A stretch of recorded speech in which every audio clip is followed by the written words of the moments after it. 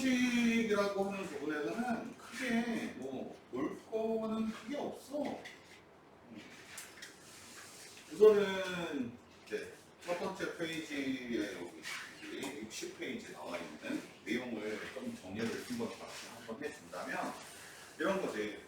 원래 수직선이라고 하는 것은 지금 원래 그 길이라고 하는 내용은 수직선상에서의 길이와 좌표평면상에서의 길이 두 가지로 나뉘는데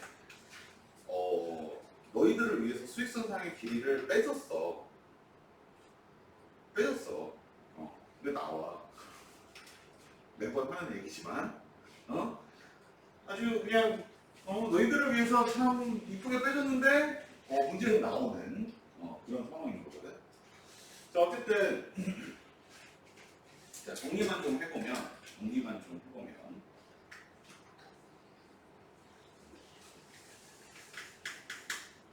두 점 사이의 거리, 두 점 사이의 거리라는 개념. 첫 번째로 할게. 두 점 사이의 거리라는 개념은 두 가지로 나눠져 있다.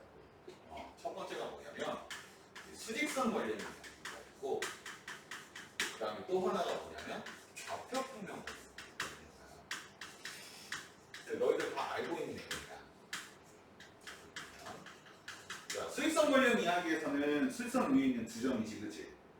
그러다 보니까 AB의 거리라고 하는 것은 그냥 X2에서 X1을 빼면 된다. 이렇게 하면 돼. X2가 뒤쪽에 있을 때.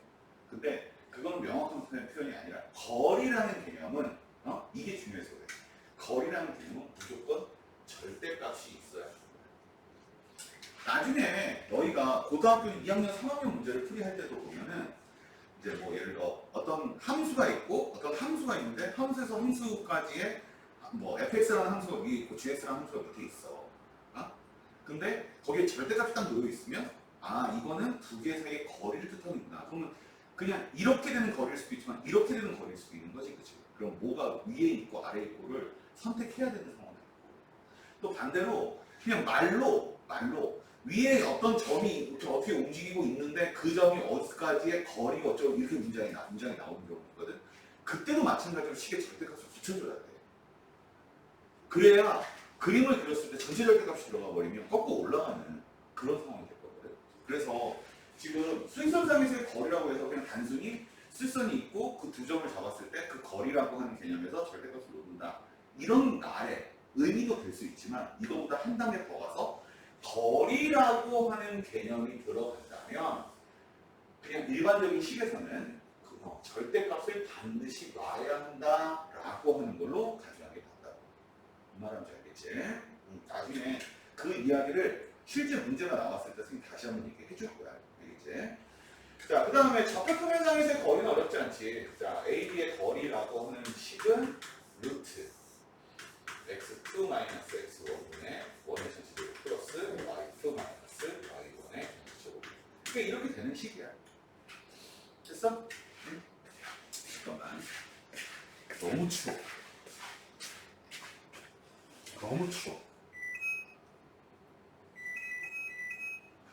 이 정도로 좋아하는 거.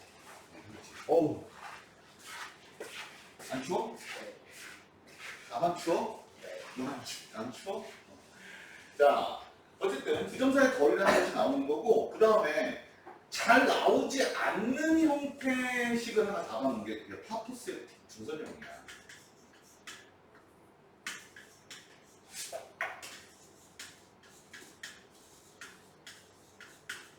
중선형이야.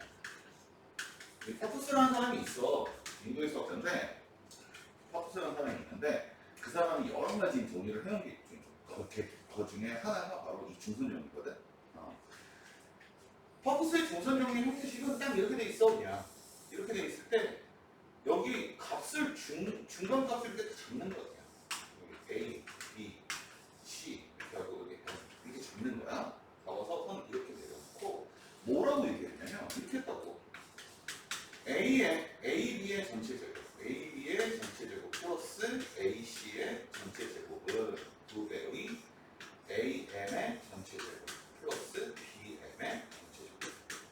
이렇게 나오는데 실제로 뒤쪽에 넘어가면 파워포스의 중선 정리를 증명하게끔 이렇게 나와 있고 그거에 응용되게 또다시 증명할 수 있는 장치 그런 것들 잡아놨으니까 그걸로 잡아주면 되는데 왜 이 얘기를 해주냐면 파워포스의 중성 정리랑 비교를 해볼 수 있는 형태식이 하나 있는데 그게 이거예요.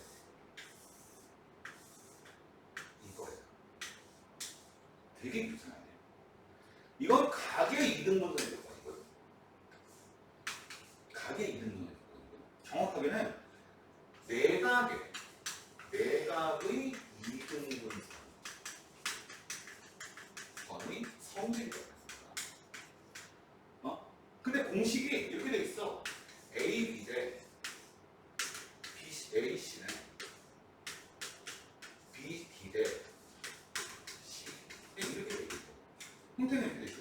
이것 대 이것은 이것 대 이것이 이렇게 되는데 이것도 그러니까 어찌 보면 되게 유사하거든. 각을 2등분한다, 변을 2등분한다. 되게 유사한 형태인데 식이 완전히 다르다. 그리고 이거에서 또 이제 원래는 주목받지 못했다가 이게 나오면서 주목된 게 바로 왜 내각의 2등분선의 성질이 아니라 외각의 2등분선의 성질. 근데 외각의 2등분선의 성질은 뭐가 중요하냐면 공식을 그대로 가져간다고 생각해야 돼. 공식은 그대로 가져가되 그림 형태가 달라. 그림 형태가.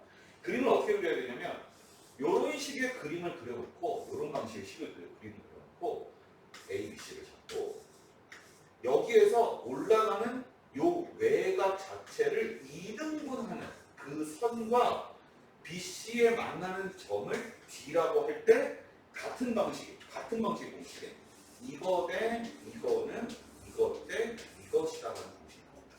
이렇게 배워요. 실제로 저 각의 2등분선의 성질은 중학교 2학년 때 배우고 중학교 2학년 때 저 녀석을 증명합니다.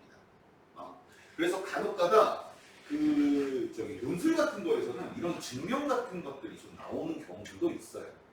그런 경우들도 있으니까 그건 좀 알아서 니네가 좀 증명을 한번 해보는데 네이버 같은 데다가 물어보면 알 수 있는 거.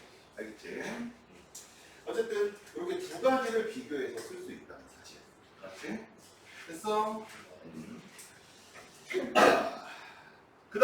그 다음에 이제 너희들한테 이제 내용으로 삼을 수 있는 거는 그 뒤쪽으로 넘어가면 저게 있어. 저게 나와. 66페이지로 넘어가면 내분점에 관련된 이야기가 나오거든. 첫 번째 이야기고 두 번째 이야기에서 쓸 수 있는 게 내분점과 외분점.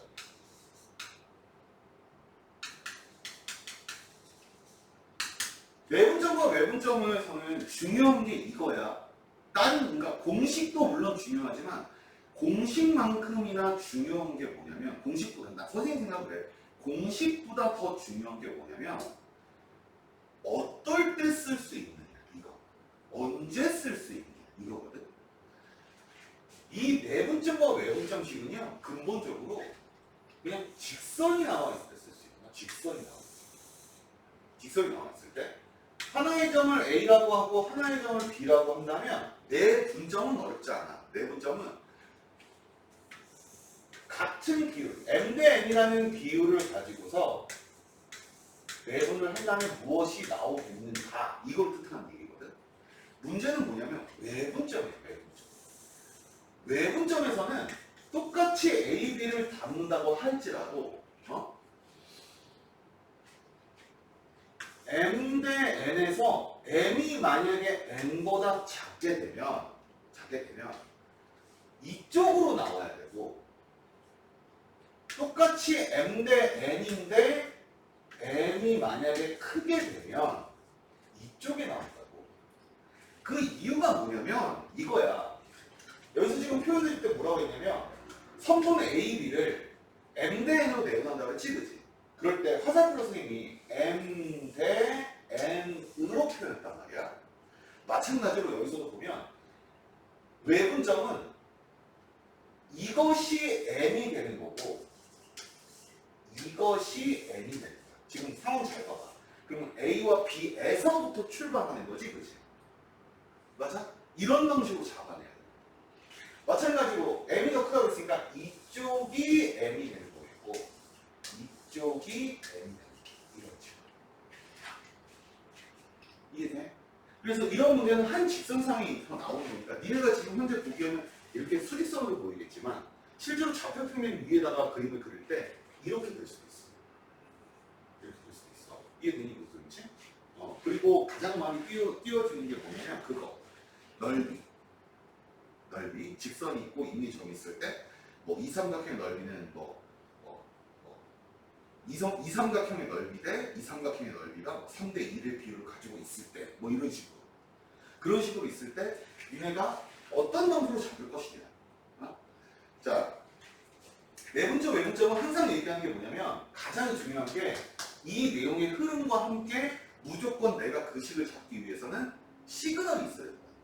우선 첫 번째가 선분 AB를 쓰느냐 선분 BA를 쓰느냐에 따라서 달라져. 왜? 시작점이 어디냐를 얘기하는 거니까. 그리고 몇 대 몇이냐에 따라서 달라져. 야, 이게 이쪽이 크냐 이쪽이 크냐에 따라서 또 달라지겠지. 그리고 내분이냐 외분이냐에 따라서 달라져.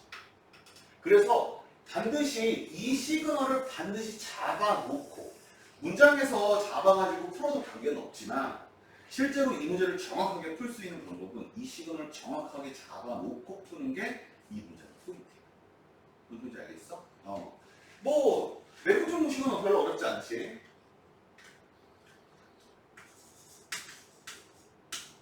자, 내분점 공식은 뭐 P에 해당되는 X값을 물어본다면 뭐 M 플러스 N에 MX2 플러스 MX1 이런 것들을 취한다고 하는 거고 외분점 관련 이야기는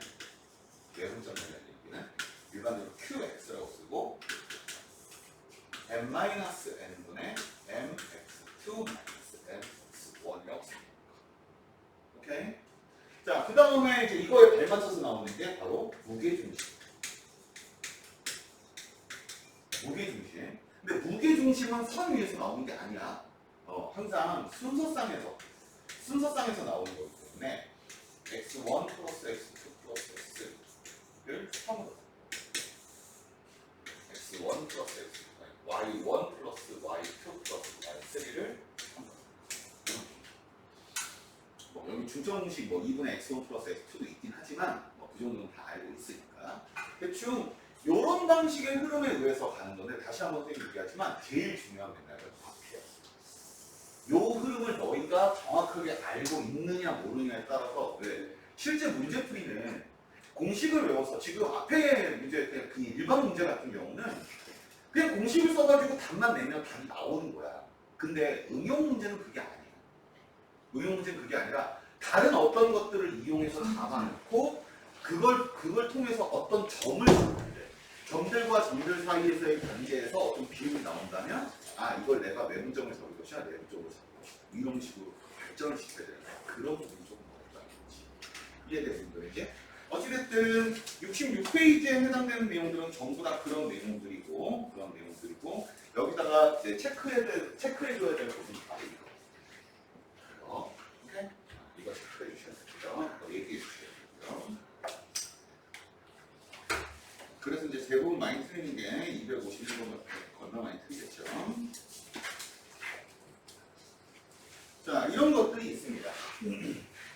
사실은 여기까지가 좀 디테일하게 자르면 여기까지를 평면 좌표로 오케이? 평면 좌표 찍어놓고 정리해 줄 수 있는 부분은 정리를 해 주십시오.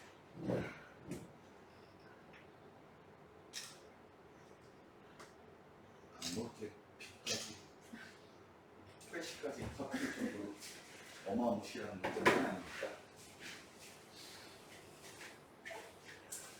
그리고 그 다음에 나오는 직선의 방정식은요, 솔직히 별로 할 거 없어요. 내 입장에서는 별로 할 게 없어요.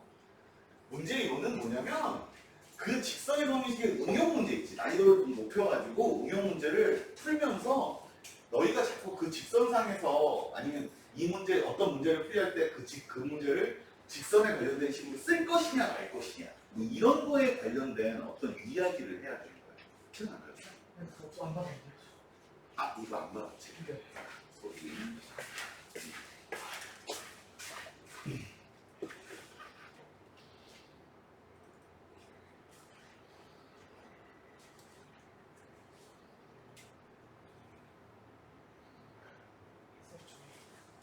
프린터가. 나왔어? 오늘 선생님이 이거 프린트 해서 하고 줄게. 맞지? 네.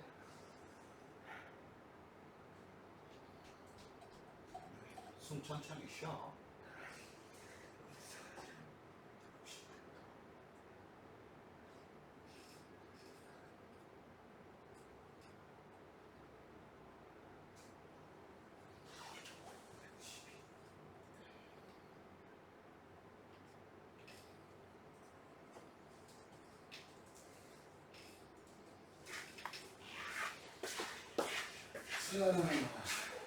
자, 여기는 직선 쪽에서는 하나만 딱 정리하면 돼.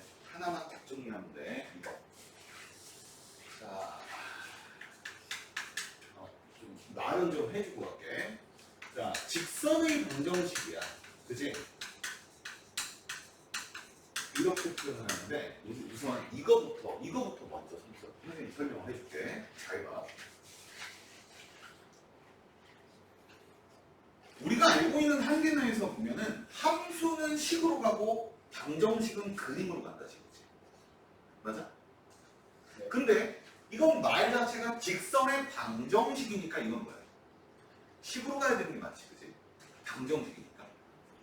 근데 앞에 거 보면 뭐야? 직선이지. 맞아? 그냥 도형이야. 맞아? 도대체 도형과 방정식은 어떤 차이점이 있을까? 뭐 이런 식으로 생각할 수 있어. 근데 이게 사실은 이렇게 돼 있어. 함수라고 하는 건 두 개로 나뉘어. 두 가지로 나뉘어. 양함수라고 하는 것이 있고요. 음함수라고 하는 것이 있어요. 정확하게 이렇게 나뉘는 거야. 알아야 돼. 양함수라고 하는 것은 예를 들어서 어떻게 쓰는 거냐면 y는으로부터 쓰는 식 이거나 fx는으로부터 쓰는 식 이런 게 양함수야. 이렇게 쓰는 거야. 양함수야.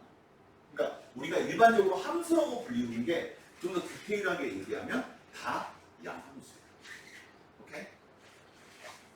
음함수는 뭐냐? 음함수는 x 플러스 y 플러스 3은 0 이렇게. 그러니까 이렇게 썼던 식을 한쪽으로 다 몰아버리는 거예요. 원방 같은 경우도 보면은 이렇게 써있죠. x제곱 플러스 y제곱 은 3, 은 5 이렇게 써있지, 그치? 한쪽으로 다 넘기면 마이너스 3은 0. 맞아? 그러니까 뒤에가 는영으로 표현되는 이런 것들, 그리고 y는으로 표시할 수 없는 것들, 그런 것들을 우리는 음함수라고 합니다.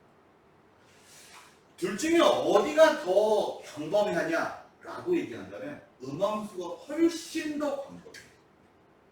왜? 음함수의 기틀은 이런 거거든. 원래 우리가 알고 있는 원의 방정식이라고 하는 거 있지, 그치? 원의 방정식은 이렇게 그리잖아, 그치? 맞지? 이게 원의 방정식이지? 좌표표면이 이렇게 놓여 있으면 이게 바로 원의 방정식, 그치? 우리는 이걸 함수로 부를 수가 없어. 왜? 함수의 정의가 뭔데? x 하나가 y 하나로 가. 각각의 x에 대해서 y 하나로만 가야 되는 거거든. 근데 각각의 x가 y 몇 개로 갔어? 두 개로도 가고 안 가기도 하지, 그치? 맞아? 그러니까 정확하게 얘기해서는 이거는 함수라고 얘기할 수는 없는 거야. 근데 그나마도 이 녀석을 함수라고 얘기할 수 있는 거를 보면 얘를 y는으로 정리하면 어떻게 될 거냐면 y는으로 정리하면 플러스 마이너스 루트 4 마이너스 x 이렇게 나올 거거든. 이렇게 나올 거거든. 이거의 뜻이 뭐냐면 이거 하나만을 쳐다보는 게 양수야. 양수야. 이거 하나만을 쳐다보는 게 y인 거야. 지금. 이해돼? 그러니까 어떻게 보면 어떻게 생기냐면 함수 두 개를 뭉쳐서 어떤 도형을 그려놓은 거야. 예.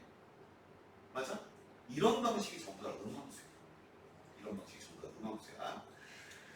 고등학교 1학년 때는 음함수 안 나와요. 고등학교 2학년 때도 음함수라는 말은 안 나와요.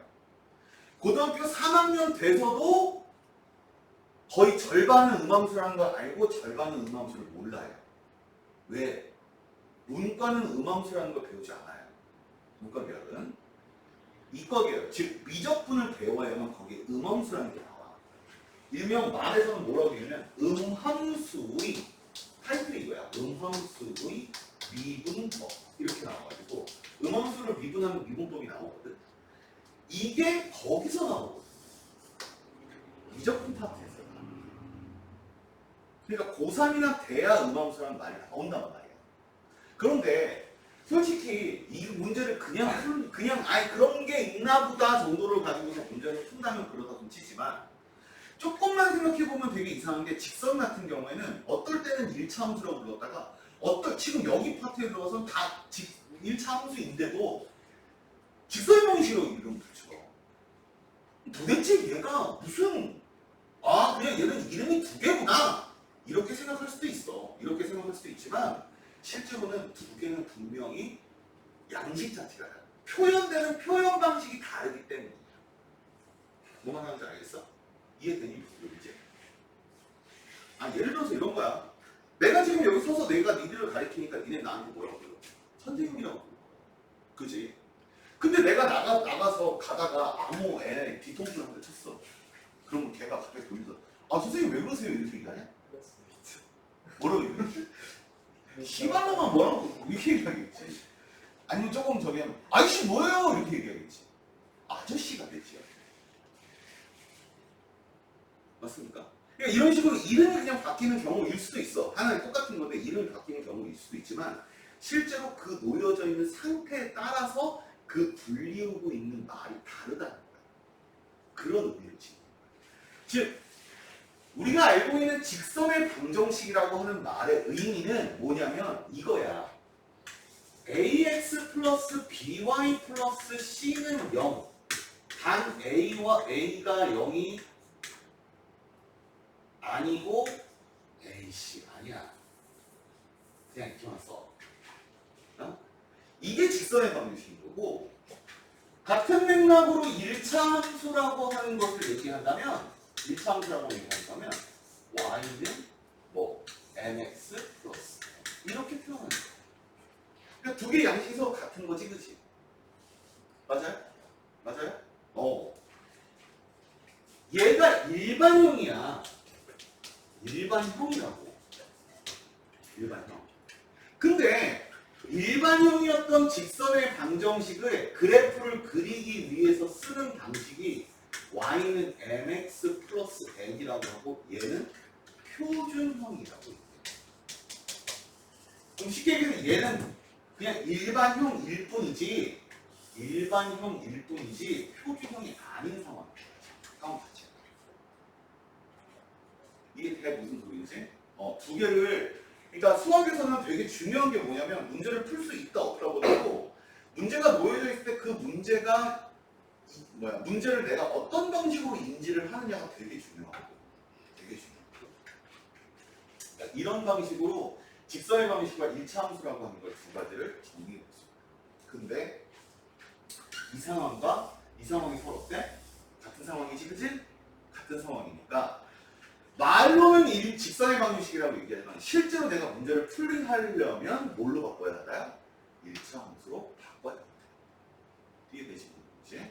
그래서 1차 함수에 관계된 이야기를 안 할래야 안 할 수가 없어. 이렇게 본다면 1차 함수상에서의 b의 의미는 뭐야? y 절편이고 y 절편이라고 하는 것을 이야기할 수 있는 방법은 두 가지거든. 첫 번째, x가 0일 때의 y 값이야. 그리고 두 번째로 표현하는 게 그림. 그러니까 함수이기 때문에 무조건 식으로만 가는 게 아니라 그림으로도 표현할 줄 알아야 된다는 거지. 그림으로 표현하면 y축과 만나는 점. 정확하게 점의 y값을 이야기하는 게 맞거든. 근데 그냥 이렇게 표현하자. 뭐야? 문제는 a야. a가 의미하는 건 기울기거든. 기울기거든. 초등학교 때 배웠던 기울기란 말의 의미는 뭐야? 초등학교 때 배웠던 기울기는 얼만큼? 30도 기울어져 있냐? 40도 기울어져 있냐? 몇 도 기울어져 있냐? 이런 것들을 얘기하는 거야, 지금. 맞지? 근데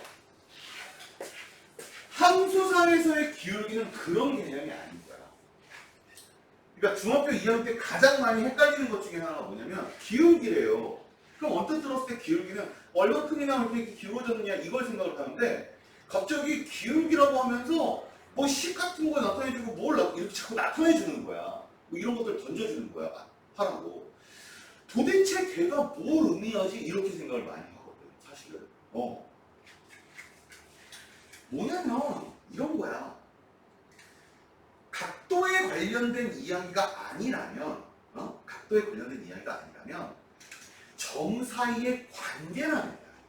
점 사이의 관계. 어떤 점이 어떤 점으로 이동될 때 좌표평면은 무조건 대각선으로 가는 경우가 없어요. 좌표평면은요. 이게 니네가 보기에는 좌표평면이 굉장히 다이나믹하게 보이는지 모르겠지만 선생님 눈으로 쳐다보면요. 좌표평면은요. 딱 한 가지밖에 없어요. 기준이 여기고요. 0,1이 기준이고요. 기준상에서 움직일 수 있는 방법이 오른쪽이나 왼쪽, 뭐야? 위쪽이나 아래쪽 두 개밖에 없어요. 즉 대각선으로 가는 경우가 없어. 대각선으로. 근데 재밌는 거 보여줘. 이차함수 그릴 줄 알죠? 이렇게 생긴 이차함수 그릴 줄 알죠? 이렇게 생긴 이차함수 한번 해볼래? 그냥 이 이차함수를 이렇게 휘었어. 축으로 휘었어. 이거 한번 해봐. 이차함수 너무 어려워요. 미친 거지. 이차함수라고 해봤자 이거하고 이거밖에 없어. 두 개밖에 없는데 너무 어려워. 뭔 개소리야. 아니 두 개 중에 하나 아니야. 그치? 아니 내가 옆으로 꼬았어? 아니 꼬지도 않았는데 뭘 몇 개 되지도 않는 거 가지고 그래. 함수이기 때문에 두 개밖에 안 잡히는 거야. 이게 옆으로 꼬아지는 순간 여기에 막 세타값 들어가고 막 장난 아니야. 저것도 있어요. 식 있죠. 당연히 있죠. 이런 거 식 있으니까 그러니까 내가 그러잖아. 음함수가 굉장히 큰 함수식이라고. 음함수식에 보면 실제로 이렇게 생기는 함수가 있다니까요. 있어요. 일명 러브 이퀘이션. 사랑방정식이라고 해서 있어요. 네이버에 쳐봐. 사랑방정식 치면요. 방정식이 나와. 실제로. 못 믿는 거야? 믿어봐. 믿을 수 있어. 왜 내가 그걸 안 하냐면 선생님이 고등학교 1학년 때 고등학교 1학년 대학교 1학년 때 좋아하는 여자애가 있었어. 생겼어. 걔한테 내가 나의 마음을 전하기 위해서 또 근데 수학과잖아. 멋지게 전하고 싶어가지고 러브 이퀘이션 뭐 사랑 이렇게 쳐가지고 네이버에 이렇게 하니까 사랑 방정식이 나오더라고. 그래가지고 찾아서 이렇게 종이에다가 방정식을 딱 썼단 말이야. 줬단 말이야. 그럼 이제 내 예상은 뭐였냐면 이런 거야. 그래도 수학과 아니야, 그지? 뭐 딱 그러니까 식이야. 그럼 뭐 해보겠어? 점을 몇 개 찍어볼 거 아니야. 점을 찍다 보면 이게 점을 찍다 보면 이런 점 나오겠고, 이런 점 나오고, 이런 점 나오고, 이런 점 나오고, 이런 점 나오고, 이런 점 나오고, 이런 점이 나올 거야, 그지? 이거를 연결해볼 때 하트야. 누군가 나를 좋아해. 이럴 줄 알았거든. 뭐 맞죠? 이거 뭐야? 그럼 버려. 내가 그때 알았어. 이래서 수학과 출신들이 결혼하기 글렀다고 얘기를 하는 거야. 그런 생각. 왜 이 새끼야?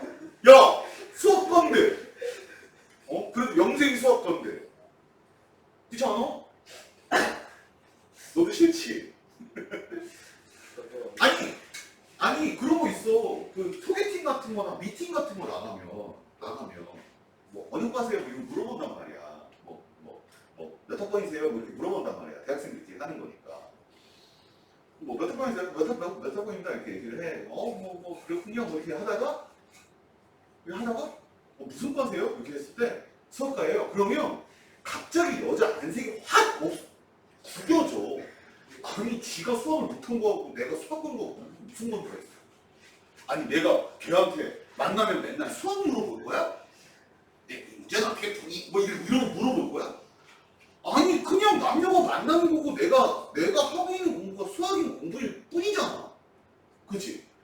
그런데 수학과입니다 이렇게 얘기하잖아? 그러면 인상이 팍 구겨져 순간적으로. 그리고서 30분 안에 무조건 없어져. 겁나 많이 다니잖아. 아니, 물론 그게 얼굴 때문일 수도 있어. 근데 그건 아니야. 그건 아니야. 알았어? 아니 그러면서 이제 그거를 몇 번 내가 당했거든? 형들하고 얘기를 했더니 형들이 그러더라고. 야 그래서 수학과는 원래 자기가 수학과라는 얘기를 하면서 소개팅이나 미팅을 하면 안 된다. 이렇게 얘기를 하더라고. 그러면 형 무슨 과라고요? 좀 멋진 걸 얘기하래. 뭐 수리전산학과, 전산수학과 뭐 이런 식으로. 딱 들었는데 느낌이 안 와. 근데 나중에 몇 번 차이고 나니까 느낌이 오는 거야.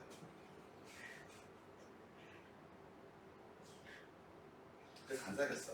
근데 대학교 바뀌다가 수학하는 사람이 바꿨다고 했어요. 그러니까 문제의 요는 뭐냐면 이거야. 내가 이제 처음에는 수학과라는 말 때문에 그런 줄 알았더니 이제 고등학교까지 지내보잖아, 니네가. 지냈을 때 수학 선생님들, 지금 수학 선생님들은 어떨런지 난 잘 모르겠지만 일반적으로 수학 선생님들의 그 자세나 태도, 애들을 대할 때 그 상황 그런 것들이 일반 선생님들하고 너무 다른 거야. 우선 첫 번째, 양복 입고 다니셔. 양복은 아니더라도 뭔가 그런 거 있어. 수학 선생님들은 거의 대부분 이렇게 똑바로 차려요. 똑바로. 그냥 바지 이렇게 입고. 그리고 어떤 대화를 할 때도 완벽한 대화를 하기를 원해. 그러니까 답답하지, 상대 입장에서는. 뭐 생각할 시간을 좀 준다든가 뭐 이런 게 있어야 되는데 그런 거 없이 굉장히 답답해. 근본적으로 수학 자체가 되게 싫어. 이런 거지. 그런 거잖아. 선생님 좋으면 영어 선생님 좋아. 영어 선생님 잘생겼어. 겁나 잘생겼어. 그러면 영어를 싫어하는 애도 영어 공부를 해요. 왜? 그 선생님 보기 위해서. 그래 안 그래? 그치? 넌 지금 되게 안 좋은 거야 지금 상황이. 그치? 내 얼굴이 이러니까. 솔직히 과생하고 옛날에 얘기할 때 이런 얘기 했었어. 우리 나중에 선생님을 뽑을 때 1순위 무조건 미모나 용모로 보자. 지금 선생님 이쁘시잖아. 마스크 쓰고. 그게 문제이긴 한데 되게 이쁘셔. 무조건 1번으로 가자. 왜냐? 다른 건 내가 가르치면 된다. 공부는 내가 가르치면 된다. 무조건 1번으로. 그냥 이쁘고 잘생긴 사람. 불편하고 선생님이 말 맞고 있듯이. 무조건 이쁘고 잘생긴 사람 뽑자. 우리 학원에 사람이 없는 이유는 늑다리 둘이 있어서. 늑다리 둘이 있어서니까 젊은 사람을 뽑되 잘생긴 사람 내지는 이쁜 사람으로 뽑아서 그 선생을 가르치자. 그러면 아이들이 모일 것이다. 이런 헛소리를 찍찍 했단 말이야. 근본적으로 수학 선생님 자체들이 뭔가 또 다르고 막 이런 것들이 되게 안 좋은 인식으로 나와. 안 좋은 인식. 그래서 나도 솔직히 처음에 학원에서 애들을 가르칠 때 이제 학원에서 이제 그러니까 맨 처음 면담을 하고 다음 시간부터 나오셔서 수업해 주십시오라고 할 때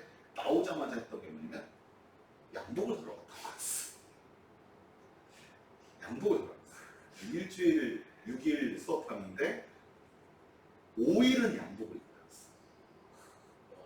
오히려. 근데 내가 양복을 입었던 이유 중에 하나가 뭔지 아니? 양복이 좋아서가 아니라 응? 옷을 선택하는 데 있어서 신경을 안 쓰기 위해서야. 니네가 교복 입으니까 참 좋지, 그지? 왜? 옷에 신경을 안 써도 되잖아, 그지? 내가 양복을 입었던 이유 그거야. 응? 그리고 토요일 날만 이제 청바지에 이렇게 입고 다니는 거야. 알다시피 그냥 대충, 응? 대충 꼭 구두 신고. 수업할 때는 그러니까 수업하기 전에는 저기 뭐야 슬리퍼 신고 있다가 딱 수업 들어갈 때는 구두 딱 신고. 그거 알지? 구두 앞에는 반짝반짝. 그냥 그렇게 하고만 수업을 딱 처음. 딱 들어오기 전에 이제 거울에다가 정리 좀 하고 딱 들어가서 수업. 이상해. 수업 때. 자, 봐봐. 보이니? 진짜로 이렇게 수업했다나? 그리고 토요일 날만 대충 이렇게 하고 또 토요일 양복 입고 이렇게 했다. 근데 그 인식이 너무 안 좋아. 인식. 그래서 겁나 많이 치였어. 하지만 나는 항상 얘기해. 돌고래 사나이가. 난 납치꾼이야. 계속 던져. 하나만 걸려라 이거지? 한 놈만 물려만. 어쨌든 나중에 하지 마라. 딱 들어도 하지 말아야겠다는 게 들지, 그지?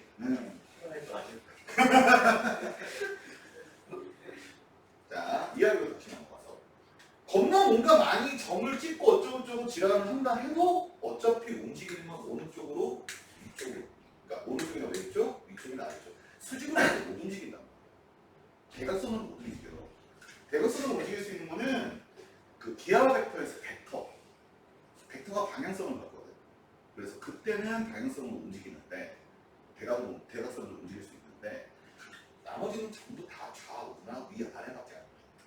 그래서 공간이라는 표현은 좌우, 위아래, 그러니까 좌우, 앞, 뒤, 위아래. 요렇게 공간으로 상황이 되는 거야. 이해되니 무슨 소리지? 그러니까 단순히 초등학교 때는 기울어진 정도에 관련된 이야기로만 계속 얘기를 하다가 갑자기 기울기라고 하면서 기울기 공식이 나오고 이게 뭐고 저게 뭐고 이때 어떻게 보고 저때 어떻게 보고 자꾸 이렇게 보니까 다들 정신이 나가는 거야. 그러면서 문제의 이론은 이거야. 사람은 항상 쉬운 쪽으로 빠지거든. 그러니까 자기가 할 수 있는 쉬운 것만 생각을 한단 말이야. 근데 공부라고 하는 맥락의 의미는 쉬운 걸 하는 게 공부가 아니야. 물론 쉬운 거를 더 잘할 수 있게끔 하는 것도 연습하는 것도 공부의 일환이야. 하지만 알지 못하는 거를 알 수 있게끔 만드는 것도 공부의 일환이거든. 근데 대부분 중학교 2학년이나 중학생들 같은 경우에 거의 대부분 하는 행동 자체가 그냥 배운다. 그냥 배운다. 그게 뭔지 모르고 그냥 외워. 그냥 외우고. 그러니까 함수에서 가장 많이 하는 짓거리가 뭐냐? 함수하면 딱 떠오르는 거 하나밖에 없어요. 함수하면 떠오르는 게. 원래 함수 문제가 굉장히 많은데도 그걸 전부 다 이제 다 모아가지고 한 가지에 대해서 이야기를 한다면 뭐라고 얘기하냐면 이렇게 얘기해. 데이터 함수 컴퓨터. 그거밖에 없는 거야. 선생님 얘기는 그런 게 아니라는 거야. 함수는 그런 게 아니라 기울기라고 하는 맥락 자체는 물론 각을 표현하는 것도 기울어진 정도라고 얘기할 수 있지만 점에서 점으로 움직인 비율 움직임 말고 움직임 비율 정확한 움직임 비율이라고 하는 것은 X축으로 움직이는 거에 대한 Y축으로 움직이는 그러한 비율 자체 그러니까 분수야 비율을 우리는 기울기라고 지칭하자라는 거예요. 뭔 말하는 줄 알겠어? 그러다 보니 두 점 사이의 관계이다 보니까 식을 이렇게도 쓸 수 있지만 증가량 아니면 변화량이라고 불리는 것은 이렇게도 쓸 수 있는 거지. 이해되냐? 그러다가 중3으로 올라와서 삼각 B라고 하는 걸 배워요. 삼각 B에 보면 X축의 증가율과 Y축의 증가량에 관련된 이야기를 하는 경우가 있거든. 왜? 삼각 B는 직각삼각형 기준이고 직각삼각형을 기준으로 봤을 때 딱 수직으로 이렇게 움직이는 상황을 얘기하는 게 하나 있어. 그게 뭐야? 탄젠트. 그래서 그 탄젠트에서 세 개를 알아야 되는 게 탄젠트 30도, 루트 3분의 1이 되고 탄젠트 45도, 1이 되는 거고 탄젠트 60도는 이렇게를 알아야 돼. 이해되는 무슨지? 그리고 끝나면 참 좋겠지만, 그리고 끝나면 참 좋겠지만 아직 너희 아니야. 지금 두 명은 어쨌든 배운 적은 있어. F'X라고 해서 어떤 도형의 접선의 기울기, 그 접하는 그 어떤 점 위에서 어떤 곡선의 그 곡선 위에서의 접하는 접선이라고 하는 것의 기울기를 표현할 때 바로 기울기를 표현할 때 이 미분이라고 하는 걸 이용하거든. 이해돼? 그러니까 미분을 이용하는 가장 궁극적인 목적은 뭐냐면 그래프를 그리기 위해서야. 근데 그 그래프를 그리기 위한 하나의 맥락으로서 접선의 기울기라고 하는 것을 이용하는데 그 접선의 기울기가 바로 미분의 시작점이라고 볼 수 있는 거지. 미분이라고 하는 게 굉장히 어렵다라고만 그냥 단순히 어렵다라고만 얘기를 한다면 나는 항상 얘기하는 게 미분은 어렵긴 하지만 그냥 단순히 기울기 관련 이야기를 좀 더 확대해 놓은 거야. 이렇게 얘기를 해. 그러면 이렇게 얘기해. 선생님 적분은 그럼 뭔가 이렇게 얘기를 하는데 적분은 뭐라고 선생님 설명하면 적분은 넓이의 이야기를 확장해 놓은 거야. 이렇게. 그럼 이렇게 얘기해. 선생님 그럼 도대체 미분과 적분은 어떤 관계가 있다는데 넓이와 그럼 기울기가 어떤 관계가 전혀 없어 보이는데 이게 관계가 있다는 겁니까? 라고 얘기하자면 난 네라고 얘기하는 거지. 무조건. 기울기에 관련된 어떤 이야기, 즉 접선이라고 하는 그러니까 기울기에 관련된 이야기와 넓이에 관련된 이야기는 일정 부분에서 마주치는 부분이 있다는 거예요. 원래 정확한 뜻은 그 뜻이 아니야. 정확한 뜻은 그 뜻은 아닌데 실제 우리가 문제풀이를 하는 데 있어서는 필요한 게 그거야. 이해되는 문제이지? 그래서 나는 항상 얘기하는 게 미분을 너무 어렵게만 생각하지 마라. 미분이라는 말만 나오면 애들이 어려워요 이렇게 얘기하는데 실제 미분에서 어려운 것은 뭐냐면 이 식을 이용해서 뭔가 식을 길게 풀어낼 때가 어려운 거야. 이것이 어려운 게 아니라 이것 자체를 이용해서 길게 풀어낼 때가 어려운 거지. 뭔가 그러니까 정확하게는 뭐가 어려운 거냐면 숫자가 있을 때는 어려운 게 아니라 문자로 이용할 때. 문자들이 있을 때 그 문자의 관계에 관련된 어떤 이야기를 할 때가 좀 어려운 것 뿐이지 실제로는 그렇게 어렵지 않다라고 얘기를 한다. 공감하는지 알겠어? 그래서 패턴이나 양식들을 정확하게 구분하면 할 수 있다라고 보거든. 어쨌든 미분이라는 하는 개념이 기울기에 대한 개념이 된다. 그러므로 그냥 단순하게 얘기하는 기울기다라고 하는 걸로 끝장을 내지 말고 기울기는 미분과 관련이 있으니까 직선의 방정식, 즉 1차 함수라고 하는 내용을 아주 정확하게 알고 있어야겠구나라고 생각해요. 공감하는 줄 알겠어? 가장 기본적인 토대야. 그래서 이 직선의 방정식 이야기는요. 고등학교 2학년 접선의 방정식 때도 선생님이 설명했지. 접선의 방정식 겨울방학 때 거의 끝나고 2월달 말쯤에서 접선의 방정식 할 때도 저거 설명했거든. 그러니까 계속 똑같은 얘기를 설명하게 돼 있어. 미적분 파트도 마찬가지야. 미적분 파트에서 굳이 설명하지는 않아. 왜 안 하냐면 수표를 했기 때문에 미적분 파트에 들어가서 그 설명을 할 필요가 없거든. 근데 연결이 되는 부분이 있어서. 근데 분명히 중요하다는 걸 알고 있어요. 분명한 줄 알겠지? 그래서 이렇게 되는 것이 이제 1차 함수에 관련 직선의 방정식이 그려지는 이야기다라는 것이 거기 나와 있고요. 거기서 특이한 형태식 하나가 있는데 저기 직선의 방식 구하기 위해서 네 번째 식. 아 잠깐만. 좀 일어날 것 같고. 이런 거 생각해.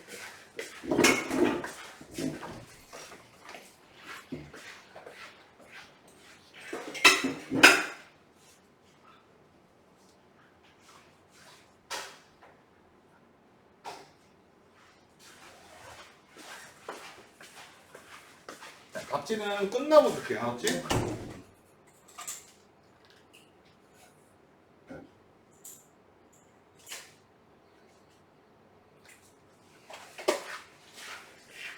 자, 네 번째 식. 아주 특이한 식이야. 요거는 특이한 식인데, 이거야. A분의 X 플러스 B분의 Y는 이 식이거든. 이 식의 의미는 뭐냐면, A가 의미하는 건 X제곱이야. B가 의미하는 건 Y제곱이야. 그러니까 X절편이 있고 Y절편이 있다면, 어쨌든 두 점이 있는 거니까 이렇게 써서 직선의 방식을 만들어도 돼. 근데 굳이 그럴 필요가 없이 이렇게 한 번에 쓸 수 있다는 거야. 이렇게 한 번에 쓸 수 있다. 왜냐? X절편은 Y가 0이 되지, 그지? Y가 0이면 X는 A지, 그지? Y절편은 B라고 얘기했지, 그지? Y절편은 X가 0이면 0지, 그럼 Y는 B지, 그지? 한 번에 쓸 수 있는 식이야. 그래서 이 식 같은 경우는 좀 잘 익혀두면 좋고, 이게 지금은 없어졌지만 공간상에서 우리가 이제 일반적으로 공간을 나타낼 때는 이런 방식으로 공간을 나타내거든. 이런 방식으로 공간을 나타내거든. 공간을 나타낼 때 x, y, z로 공간을 나타낸단 말이야. 이 x, y, z 위에 x축, y축, 그러니까 x절편, y절편, z절편이라고 하는 게 있어. 세 점이 있어. 이 세 점이 이렇게 그으면 무슨 모양이야? 삼각형. 삼각형이면 면이 나오지, 그지? 그래서 일명 평면방정식이라고 해서 A분의 X 플러스 B분의 Y 플러스 C분의 Z는 1이다. 이것이 바로 평면방정식. 이런 식이 있어. 그러니까 니네가 배우는 게 어려운 것도 알고 힘든 것도 알고 다 알아. 다 아는데 이거 하나만 알았으면 좋겠는 거야. 너희들이 배우고 있는 게 힘든 거고 뭐 어쩌고저쩌고 뭐 이렇게도 되고 다 알지만 사실은 그것보다 훨씬 더 어려운 내용이 훨씬 많다는 거야. 훨씬 많다는 거야. 그렇기 때문에 어렵다는 생각보다는 문제를 풀이할 때 항상 내가 그러잖아. 어렵다는 내용보다는 찾는다는 내용을 더 많이 가져가. 무슨 말인지 알겠어? 이게 공간으로 빠지면 훨씬 더 어렵거든. 원래 이게 기하화 벡터 파트에 나오는 내용인데요. 그것도 없어졌어요. 나와서 안 나와요. 네, 왜냐면 기백을 선택 안 할 거고.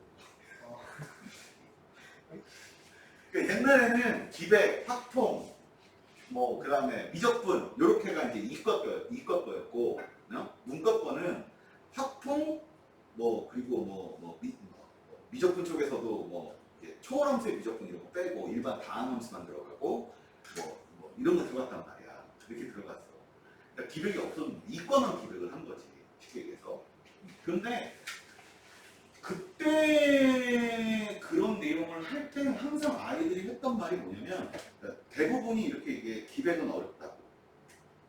근데 내가 이 학원에서도 그렇고 전 학원에서도 그렇고 이 학원에서도 그렇고 내가 가르쳤던 애들의 거의 90%는 이렇게 얘기해.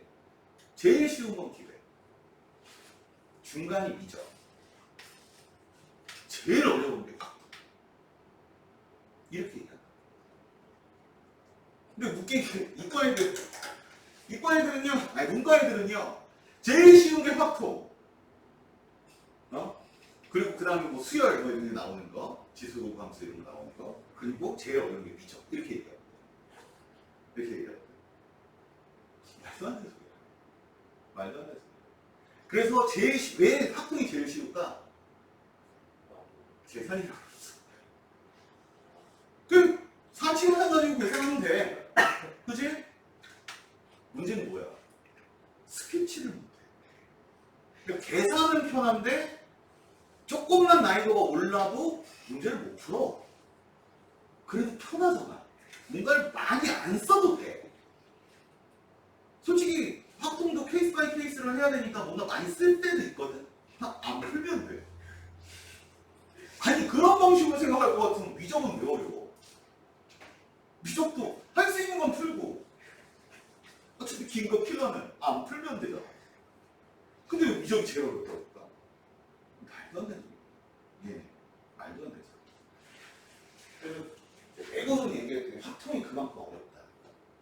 확통이 어렵다. 지금 니네 혹시 화학 배우니? 아, 대통령 통과. 화학 괜찮니? 아, 화학이 괜찮니? 생물이 괜찮니?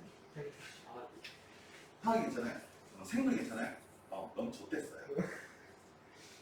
재밌게 알려줄까? 화학은 뒷판으로 가면 연립방정식 겁나 많이 튀어나와요. 정말 짜증나거든요. 이게. 생물은 맨 뒷판으로 가면 유전이 나오는데 그게 확률이에요. 아니죠. 유전이 확률이에요. 이런 거잖아. 저기 뭐야, 갈색 비둘기와 하얀색 비둘기가 새끼를 낳았어. 무슨 새끼? 지들 마음이겠지. 맞지 않아, 내 말? 지들 마음이겠지. 낳는 놈 마음인 거 아니야? 대답 안 해? 근데 일반적으로 이제 자연수열이라고 해서 피보나치 수열을 자연수열이라고 하거든. 그 자연수열의 원칙에 의하다 보면 이제 그 비율이 나오긴 해. 근데 그걸 확률로 해서. 그러니까 생물이 다 쉬운데 맨 마지막에 유전 파트에서 그 부분이 제일 어렵고. 화학은 다 어느 정도까지 다 괜찮거든. 어느 정도까지는 괜찮거든. 근데 지금 연산이 거지 같아. 연산이. 지하가 어떨 것 같아? 지하도 괜찮겠지. 지하.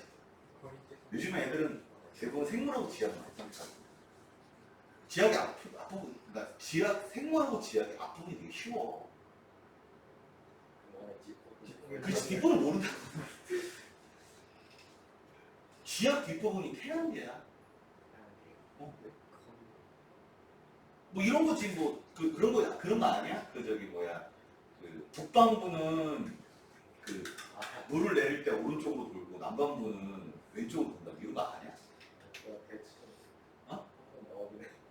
그런 것도 이제 지구에 관련된 이야기인데 이게 태양계로 빠져버리면요 길이 자체가 미친년이잖아. 그치? 길이 자체를 미친년으로 계산을 해버리니까 그럼 뭐 관계를 또 뭐 보면 이런 것들 이런다.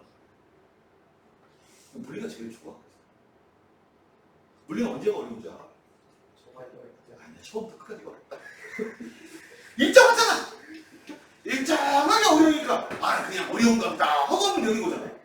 이게 웃기는 게 이런 거라니까. 이거야. 봐, 생각해봐. 걸어가는 사람이 걸어가다 갑자기 빨리 가면 뛰어가면 힘들어 안 힘들어? 힘들지. 근데 계속 뛰어가는 애는 그냥 계속 힘들어. 똑같잖아. 어차피 저기까지 가도 힘들고 여기까지 가도 힘들고 힘들잖아. 그치? 계속 힘들어. 일반적이잖아. 얼마나 좋아.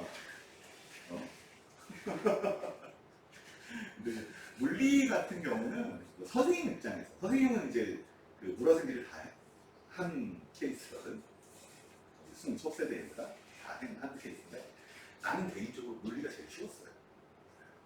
대부분 이제 물리는 처음 파트에서 일, 에너지 이런 거 해가지고 그 원리 있지. 그 원리만 알면 나머지는 다 수학적인 어떤 계산이라서 풀이가 되거든요.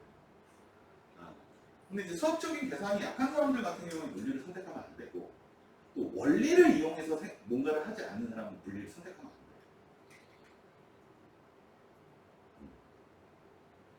알았어? 과학 같은 경우는 한번 잘 선택해봐. 근데 내가 이제 얘기하고 싶은 건 과학 같은 경우는 두 과목 선택이긴 하지, 그치? 선택은 두 과목이야. 나중에 수능 선택. 근데 세 과목을 선택해서 공부하길 바라요. 세 과목을 선택하든 두 과목을 선택하든 공부하는 시간 똑같아. 미친놈들이 이렇게 생각해. 선생님, 네 과목을 선택해서 하면 1시간 할 걸요. 제가 두 과목을 선택하면 2시간 하자. 이렇게 얘기하거든. 정신 나간 새끼들이야. 정신 나간 새끼들이라고. 절대로 사람 그렇게 공부 안 해.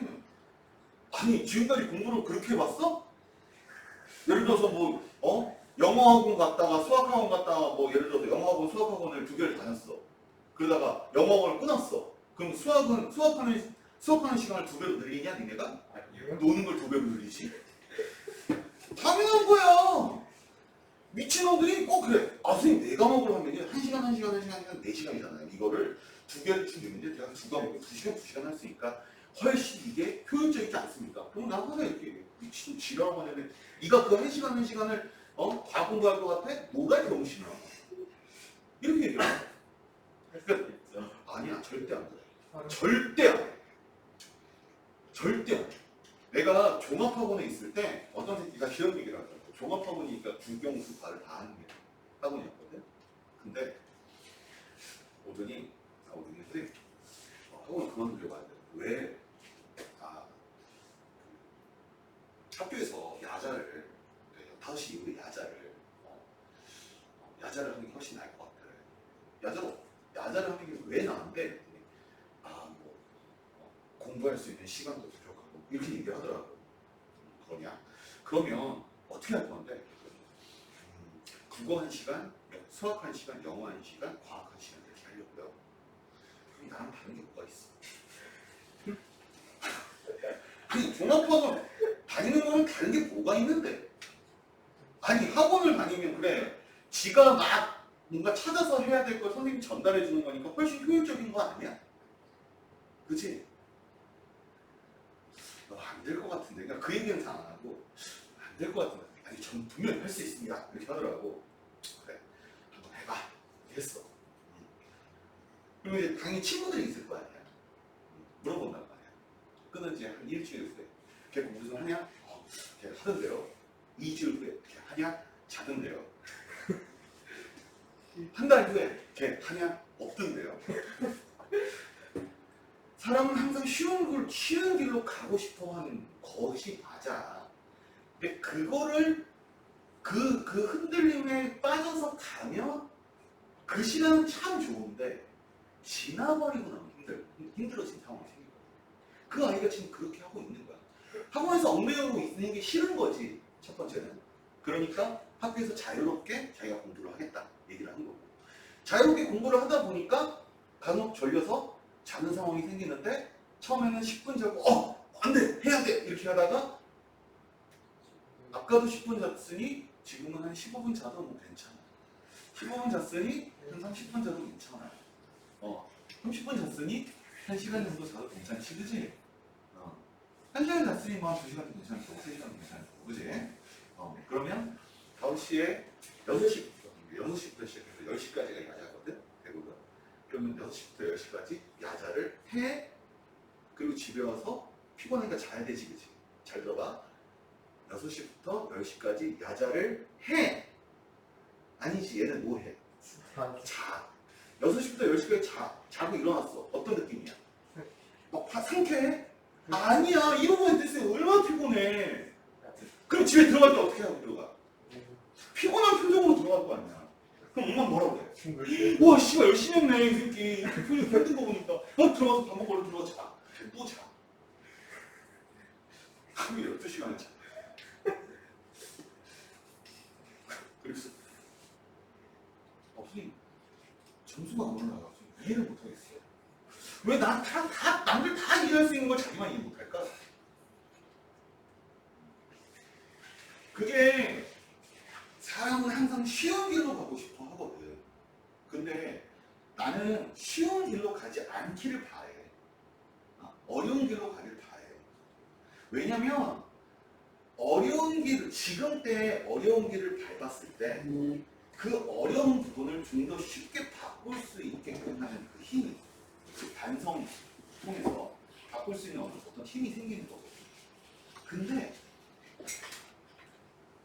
어떤 힘든 상황에서 이걸 바꾸는 연습을 안 해본 사람은요, 대학을 나와도 마찬가지예요. 대학을 나오면 취직이 안 되니까 힘들지, 그렇지? 그럼 방법을 찾아야 되잖아. 공부를 어떻게 한다든가 방법을 찾아야 되잖아. 자체도 못 찾아. 일명 얘기하는 5년째 취준 중.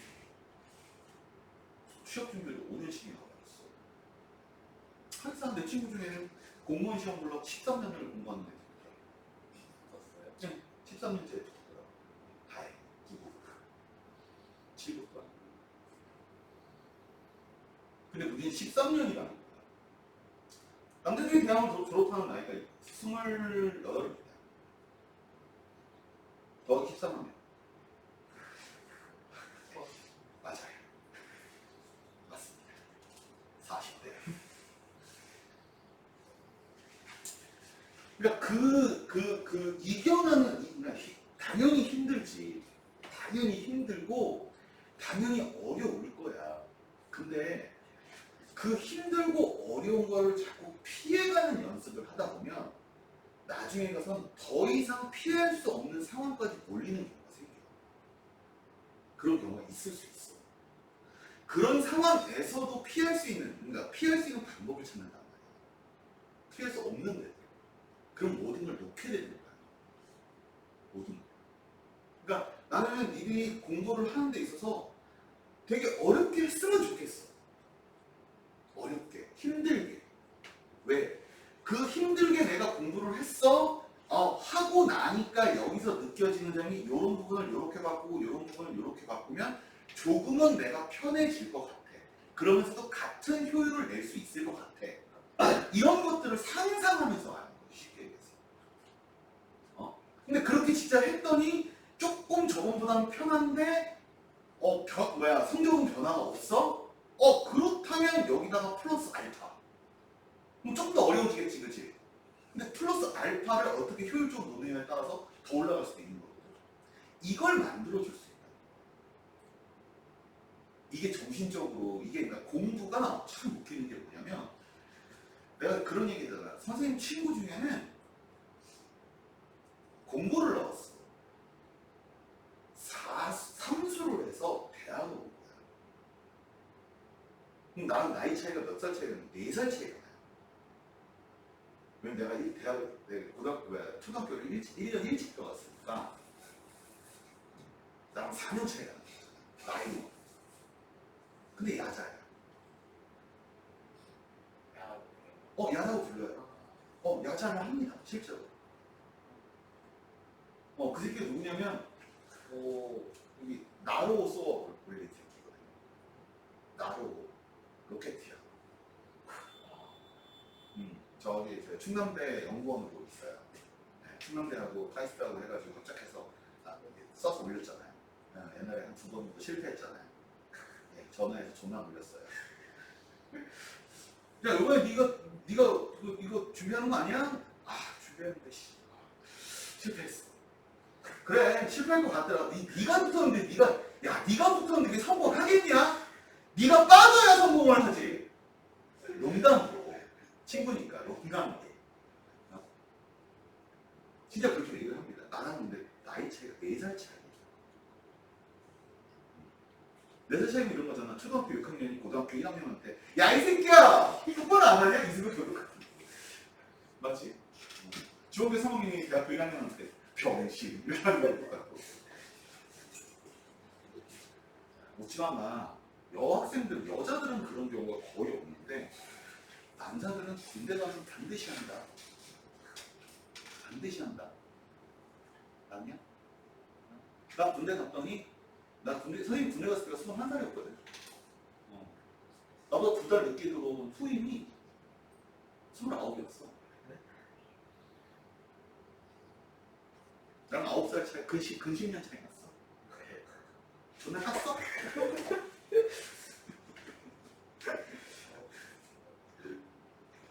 한 1년 깠거든? 1년을 깠거든? 뭣도 모르고 깠지 뭐. 후임이니까. 나 어느 날 그 새끼 책상 딱 봤더니 왜 여자 사진이 있어?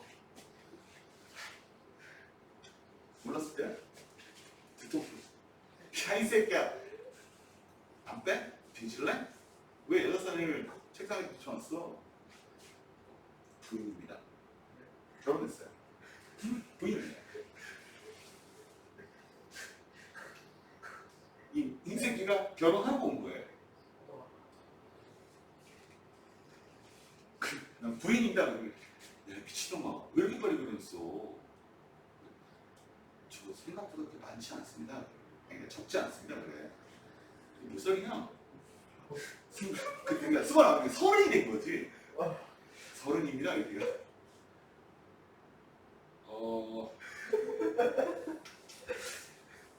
형 미안해.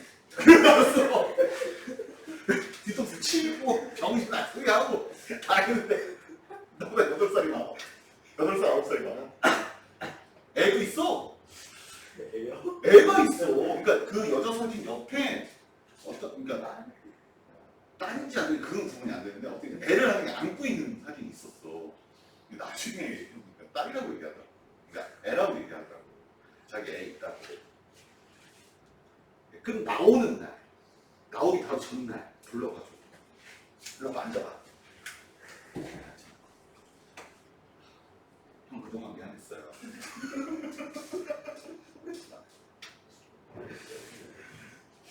내가 1년째 되는 날, 그러니까 알기 전달이야. 1년째 되는 날 휴가를 나왔는데, 그러니까 14박 15일, 그러니까 2주짜리 휴가를 나왔거든. 1년, 그러니까 정기 휴가를 나왔는데, 그때 내가 하는 일이 좀 있어가지고, 그러니까 내 승인이 없으면 뭔가 이렇게 수업이 안 됐단 말이야. 그걸 내 후임한테 맡겨놓고 왔는데, 이 병신이 못하는 거야, 제대로.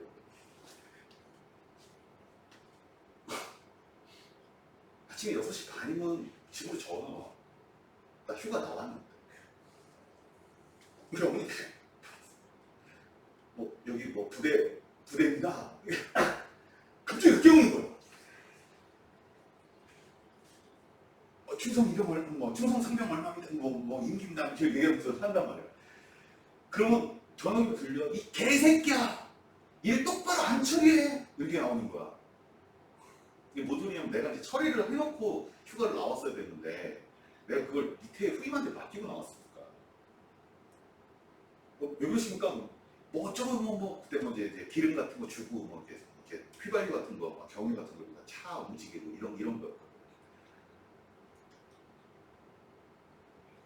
막 보일러 막 쓰잖아. 너희 개새끼야, 너 오늘까지 이거 처리 안 되면 부대원들 전부 다 오늘 밤에 얼어 뒤지는 거야. 내가 이제 2월달에 왔습니다. 얼어 뒤지는 거야.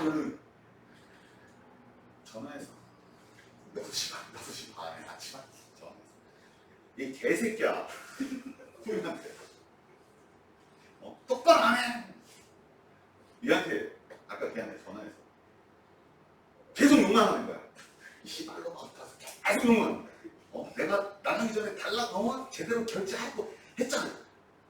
이 새끼가 갑자기 깽짜를 놓는 거야.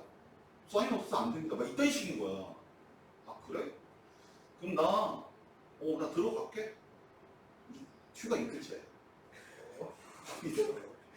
휴가 나온 다음 날이야. 나 들어갈게. 나 대신 더 들어가면 넌 죽을 줄 알아. 농담입니다. 이게 쓰면 또 있다고 욕하네. 그걸 처리하고 다음에 또 전화 또 와. 나는 휴가를 나온 건지 부대에 있는 건지 잘 몰랐어. 그 들어가서 다 죽여버렸어 아주 그냥. 짜증나게. 연락 안 하지 당연히.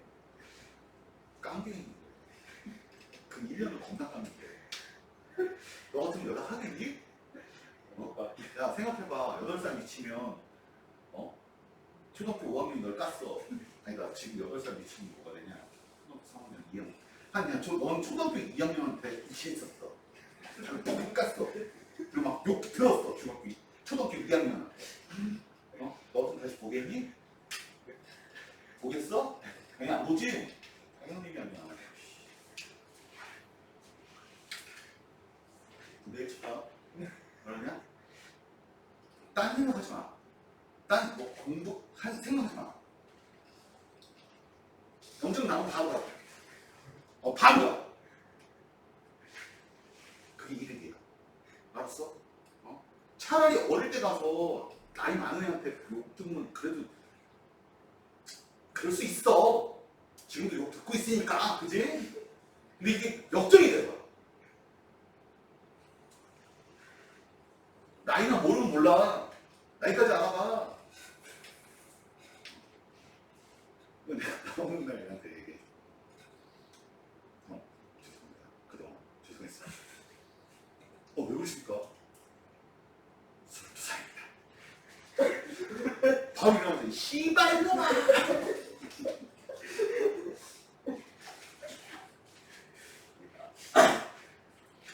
준비됐지? 자, 하자. 자, 1차부터 이렇게 되는 거 알겠지? 자, 그래서 중요한 거, 그런 내용 있는 거고, 그 다음에. 두 직선의 교점을 지나는 직선의 방정식이라고 하는 내용은 실제로 문제풀이를 하면서 설명을 해줄 거고요. 직선의 위치 관계. 의외로 이 직선의 위치 관계가 꽤나 중요해요. 꽤나 중요해. 자, 봐봐.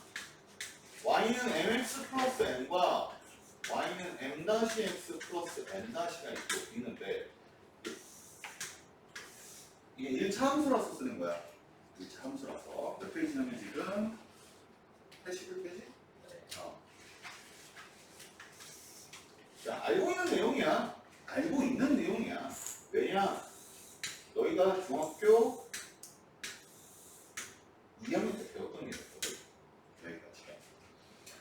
1차하는 경우는 뭐야? n과 n-가 같고 n과 n-가 같은 정확한 이야기는 기울기가 같고 y절편이 같은 건 당연히 같은 거겠지, 그치? 평행한 경우는 뭐야? m이랑 n-가 서로 같고 m이랑 n-가 서로 같지 않은 거야. 기울기가 같고 y절편이 서로 다르니 평행할 수밖에 없겠지. 현장에서 만나는 경우는 뭐야? m이랑 n-가 같이 기울기만 조금만 바꿔도 만나는 점이 생깁니다. 이해되니? 여기까지가 솔직히 까놓고 얘기하면 너희가 중학교 2학년 함수 때 배운 내용이에요. 함수 때. 알겠지? 그리고 사실은 함수 맨 마지막 파트, 중학교 2학년 함수 맨 마지막 파트에 직선의 방정식 파트가 있어요. 있는데 이렇게 정리를 안 했기 때문에 니들이 잘 모르는 것 뿐인데 ax 플러스 색을 바꿔서 ax 플러스 by 플러스 c는 0하고 a-x 플러스 b-y 플러스 c는 0, c-는 0이거든. 이때 너희들이 알고 있는 케이스가 있어. 일치하는 경우는 기울기가 서로 같은 거고 y절편이 서로 같은 거지, 그치? 봐봐, 상호 자체가 이렇게 되는 거야. 이 녀석을 풀면 y는 마이너스 b분의 ax 마이너스 b분의 c거든 지금. 이게 기울기 관련 이야기고 이게 y절편 관련 이야기야. 그런데 이 녀석도 같은 패턴이어야 되고 이 녀석도 같은 패턴이어야 되는 거지, 그렇지? 근데 분수식으로 나온 거. 분수라고 하는 것은 초등학교 때 비율이라고 배우고 그건 비에 관련된 이야기하고 같은 이야기로 바뀔 수 있단 말이야. 그래서 나오는 맥락이 뭐냐면 이거였단 말이야. a-분의 a는 b-분의 b와 같고 c-분의 c와 같으면 무조건 이해되니? 그러면 평행한 경우는 뭐라고 얘기하면 a-분의 a랑 b-분의 b는 같고 c-분의 c는 같지 않다라고 얘기하거든? 말의 의미는 이거야. 이 두 개는 뭐에 관련 이야기야? 기울기 관련 이야기지? 이건 기울기 관련 이야기인데 서로 같아야 된다는 소리고 이건 뭐에 관련된 이야기야? y절편 관련 이야기 같이 말아야 된다는 소리야. 이해되는 무슨 소리지? 그럼 당연히 한 점에서 만나는 경우는 a-분의 a와 b-분의 b가 서로 같지 않다는 돼. 기울기만 다르고 맞아? 이렇게가 연결이 되는 거야, 쉽게. 뭐야? 이렇게 연결이 되는 거고 이제 고등학교로 올라가서 이제 하나 나오는 게 수직이에요. 수직되는 경우는 간단하지. 기울기랑 기울기를 곱했을 때 뭐가 된다? 마이너스 1이야. 뭐야? 이게 정말 중요한 맥락이라고 얘기하는 거고 기울기가 마이너스 a분의 b니까 여기다 마이너스 a분의 b 여기다가 마이너스 a-분의 b- 뭐야? b-분의 a- 집어넣고 계산하게 되면 나오는 게 a 플러스 b 는 이거에 의해서 다 생깁니다. 이해돼? 그냥 무턱대고 외우지 말라는 거야. 무턱대고 외우지 말고 여기까지는 아는 내용인데 여기에서 이렇게 파생시키고 여기에서 이렇게 파생시키고. 이해되니? 그러면 어디까지 갈 수 있는 거냐면 여기까지 갈 수 있어. 봐봐. 이거는 직선의 방정식이니까 이거는 1차 함수지, 그치? 맞냐? 이건 직선의 방정식이지, 그치? 근데 여기 웃기는 게 이렇게 하면 또 뭐가 돼? 연립방정식이 되겠지, 그치? 연립방정식에 관련된 이야기로 갈 수 있는데 연립방정식은 일반적으로 해가 하나 남아. 연립방정식은 일반적으로 해가 하나 남아, 그치? 그게 바로 이거야. 근데 특이한 경우가 뭐 있어? 평행한 경우랑 해가 무수히 많은 경우랑 해가 없는 경우가 있지, 그치? 얘가 해가 많다야. 많다의 개념이 있는 거고 얘가 해가 없다야. 없다야. 그래서 중학교 2학년 때 해가 많다, 해가 없다 할 때 이 식을 이용했어. 이 식을 이용했었던 뿐이야. 그냥. 이해돼? 무슨 소리지? 실제로는 함수에 관련, 전체가 함수에 관련된 이야기고 이 연결되는 작업을 보면 함수랑 방정식이 그런 함수에 대한 어떤 흐름에 의해서 만나는 교점, 어떤 그냥 일반적인 방정식, 핵값으로 그렇게 그냥 발전되는 것 뿐이야. 무슨 말인지 알겠어? 함수가 도형으로, 도형이 방정식, 이렇게. 이거 하나로 다 연결되는 연결작업일 뿐이야. 네? 아, 거기 맨 아래 보면 불능이라는 것과 부정이라는 용어가 있지, 그치? 해가 없다에서는 불능이라고 했고 해가 많다는 부정이라고 얘기했어. 여기서 얘기하는 불능이라고 하는 건 능력이 없다. 능력이 없다. 그래서 불능이야. 일명 고자, 불능자야, 고자. 아니야? 그런 거 안 불러? 처음 들어? 부정은 뭐야? 부정.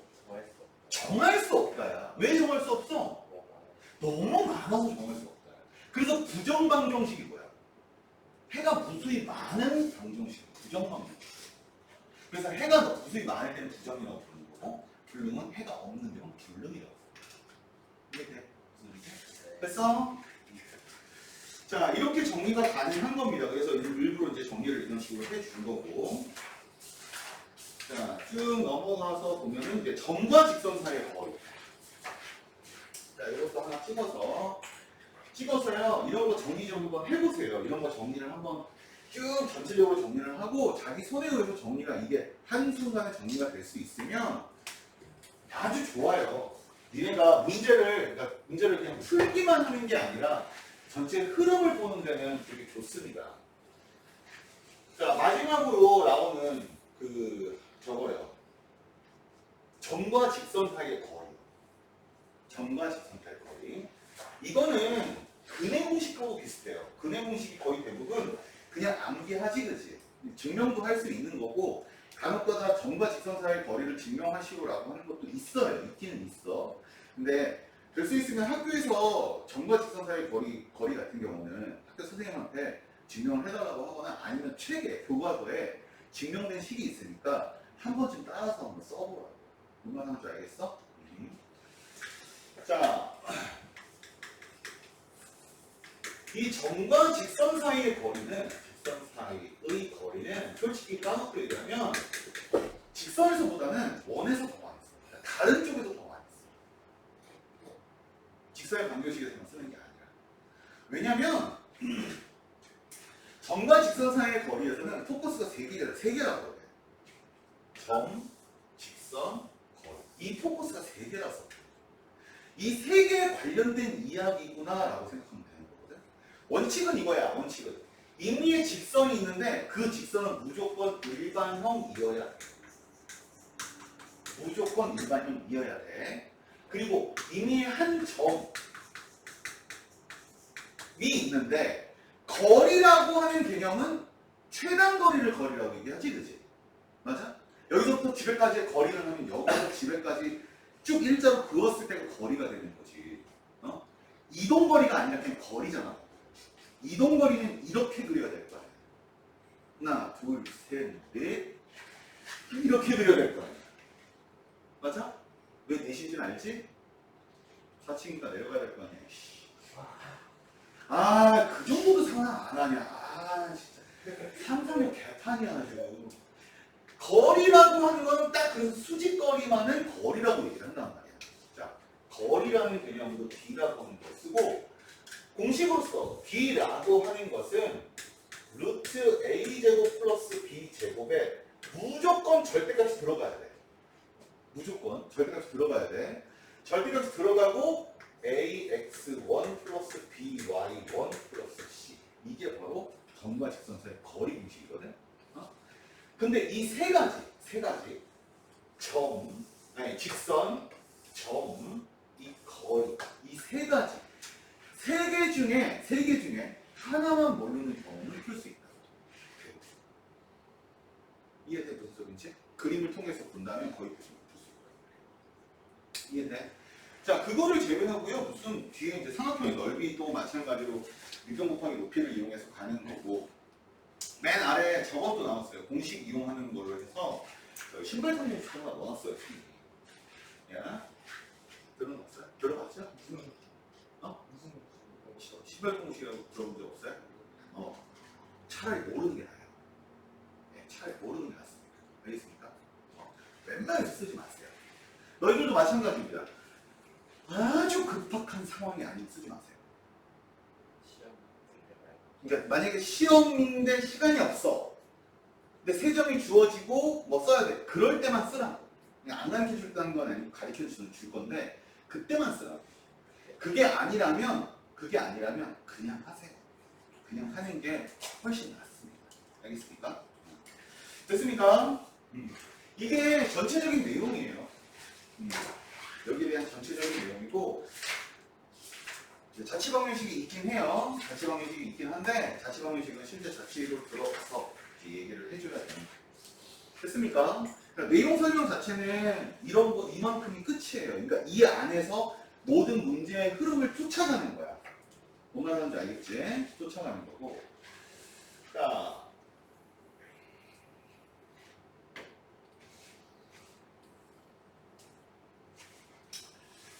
유형별로 들어가 보면, 문제풀이에 대해서 유형별로 들어가 보면 굉장히 디테일해져요. 그러니까 수학의 큰 단점 중에 하나가 뭐냐면, 이론은 별로 어렵지 않으나 실제 문제에서 사용하는 양식은 굉장히 많다라고 하는 건데, 이제 부모님들의 거의 대부분이 이제 그런 방식으로 공부를 하셨고, 너희들도 마찬가지로 그런 방식으로 공부를 하기 때문에 어렵다라는 개념을 되게 많이 갔는데, 분명히 선생님이 설명하는데 잘 들어봐. 뭐냐면 딱 하나만 뭐 인지하고 들어가시면 됩니다. 풀어서 문제를 맞췄든 틀렸든 그런 거 관계하지 말고 딱 하나만 알아야 되는 게 뭐냐면, 지금까지 알려줬던 전체적인 흐름이에요. 식이 있지, 그치? 그 식에서 벗어나지 않게끔만 만들었어요. 무조건 거기서 벗어나지 않게끔. 알았지? 벗어나지 말아야 되는 거고요. 두 번째는 벗어나지 않는 선에서 이 문제를 풀 수 있는 방법은 뭐냐면, 내가 하고 있는 이 녀석이 뭘 얘기하고 있는지를 분명히 알아서. 너희한테 부족한 게 이거야. 너희한테 부족한 게, 너희는 어떤 수가 있고 공식이 있으면 답을 낼 수 있어. 근데 문장으로 이렇게 깔려버리잖아? 그럼 문제를 못 풀어. 이유는 뭐냐면, 문장으로 문제가 깔렸을 때 내가 어떤 공식을 어떤 방식으로 사용해야 될지 모르는 경우가 되게 많거든. 그래서 스케치라고 하는 것을 이용할 수밖에 없는 거고, 내가 쓰는 것이 무엇이다라는 걸 정확하게 인지를 하는 수밖에 없는 방법이 없는 거야. 뭔 말하는 줄 알겠어? 알겠어?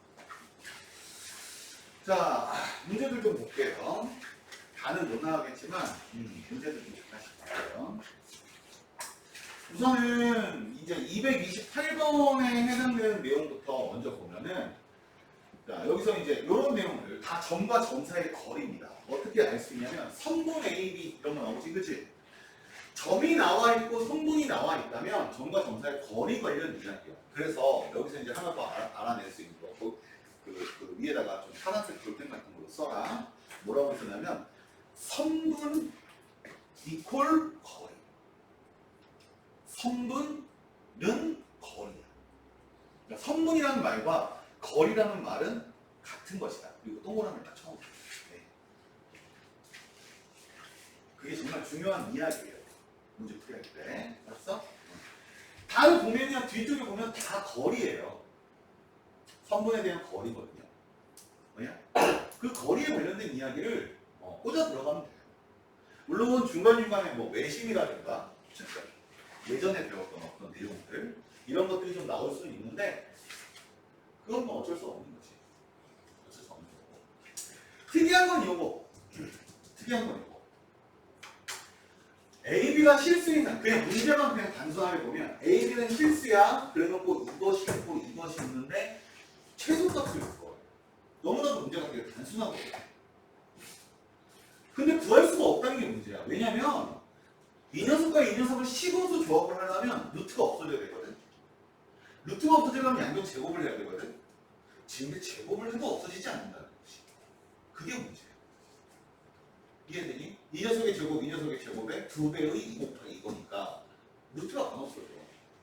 루트가 안 없어지는데 식을 어떻게 쓸 거야? 쓸 수 있는 방법이 없지, 그렇지? 그런데 이런 곳에서 무슨 생각을 하냐면 생각을 거꾸로 한다. 생각을 거꾸로. 이걸 가지고 식을 풀이할 생각하지 말고 이렇게 생긴 식이 나온 적이 있는가를 생각해. 내가 이런 식을 쓴다면 아마도 이런 걸 거야. 0,0에서 A, B까지의 거리를 나타낼 때 이 식을 쓸 거야. 이해되니? 좌표표면에서 0,0이 여기 있고 여기에 A, B가 있으면 여기서부터 여기까지 거리를 관련된 식을 쓸 때 이걸 쓸 거야. 이해돼? 그럼 얘는 1,3이라고 하는 곳에서 A, B까지의 거리를 나타낼 때 쓸 거야. 그렇지 않아? 맞지? 그렇다면 그걸 두 개 더했다는 거는 이걸 한꺼번에 보겠다는 소리지, 그치? 덧셈의 의미는 숫자로서의 덧셈이 아니라 그냥 합친다는 의미니까. 그렇다면 여기서 이렇게 갔다 여기서 이렇게 가는 이 거리의 합이지, 그치? 제일 작은 건 뭘까를 물어. 최소값입니다. 맞아? 맞아? 뭐겠니? 맞아? 그러니까 생각하는 방향의 방식을 바꾸는 거야, 거꾸로. 이해됐어? 무슨 소리지? 그러니까 이런 게 조금 특이한 계열 형태로 나오는 그런 방식의 문제이고, 요 유형에서 똑같은 방식으로 문제들이 꽤 많이 나오지. 자, 그 다음에 이런 거. 238번 같은 경우. 238번 같은 경우.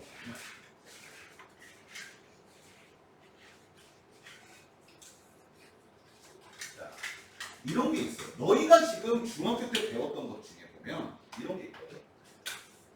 AP 더하기 BP의 최소. 이런 문제. 혹시 본 적 있습니까? 생각나야 됩니다. 이거 언제 쓰냐면요. 언제 썼었냐면 이런 거 할 때 썼어요.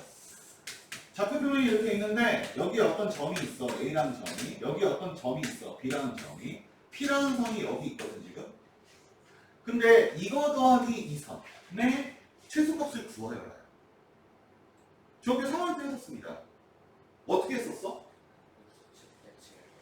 이거 하나를 X축으로 대칭을 시켜요. 그 다음에 일직선 때렸거든요. 맞죠? 기억 없어? 자, AP 플러스 BP의 최소값은 이 길이와 이 길이의 제일 짧은 거니까 얘를 대칭 내린 다음에 대칭 이동을 한 다음에 A에서부터 B까지 직선으로 딱 때리면 여기가 P값이라는 소리야. 뒤에서 이렇게 했었단 말이야. 중학교 3학년 문제 중에 이런 게 있었단 말이야. 그런데 이거랑 아주 유사한 형태로 나오는 게 이거예요.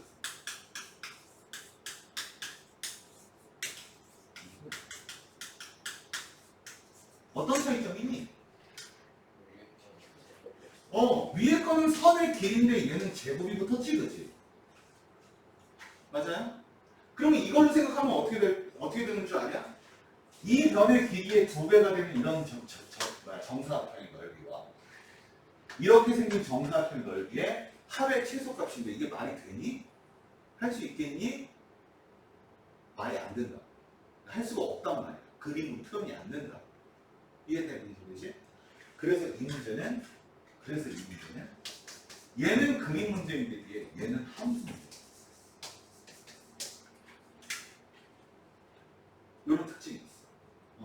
그래서 이 문제는 요렇게 나오면 요런 방식에서의 최소값이 나오면 그림으로 풀어야 되고 뒤에 있어요. 뒤에 또 나와요. 대칭이동 파트에 또 나옵니다. 이거 제곱이 들어가는 형태에서는 최소값 같은 경우에는 함수 문제를 풀어야 돼.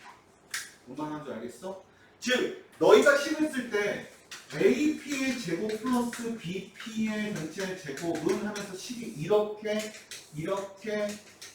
나와서 마지막에 이렇게 나와야 된다는 소리야. 쉽게 얘기해서 뭐야? 그래야 이 최소값이라는 게 뭐의 최소값이 돼? 이 녀석의 최소값이 돼. 이해되니? 이런 방식으로 가야 된다. 이해됐어? 그러니까 무조건 이거는 함수로 풀어야 된다. 됐지? 자, 다음 문제도 마찬가지로 제곱이지, 그지? 그러니 얘도 뭘로 풀어야 돼? 함수로 풀어야 되고. 알았어? 그 다음에 어떤 삼각형인지를 물어보는 경우는 당연히 점과 점사의 거리를 이용해서 길이를 전부 다 나타내야 어떤 삼각형인지를 알 수 있는 거겠지, 그지? 자, 그런 계열 문제들이 있고요. 그 다음에 이 녀석이 바로 파푸스의 중성 정리라고 하는 것을 증명하는 문제이고요. 이 녀석이 응용되는 응용 문제입니다. 옛날에는 이것 가지고 시험에 나왔었어요. 어떤 방식으로 나오냐면 A, B, C, D 이렇게 해가지고 이렇게 실딱 나오니까 이렇게 문제가 나오면서 이런 그림이 나오고 이렇게 문제가 나오면서 이게 어떤 식이냐? A, B, C, D 놓고 A가 C가 D에 붙을 거야. 이렇게 문제가 나온 적도 있었어요. 근데 지금은 거의 안 써요. 어쩌면 학교에서 파푸스의 중성용에는 안 배울 수도 있습니다. 알겠습니까? 안 배울 수도 있는데 간혹 겁나 난이도가 높은 문제에서는 쓰기도 해요. 나중에 보여줄게요. 자, 그리고 외분점. 자, 외분점에 대한 것은 기초적인 내용 가지고 좀 따라가면 되고요.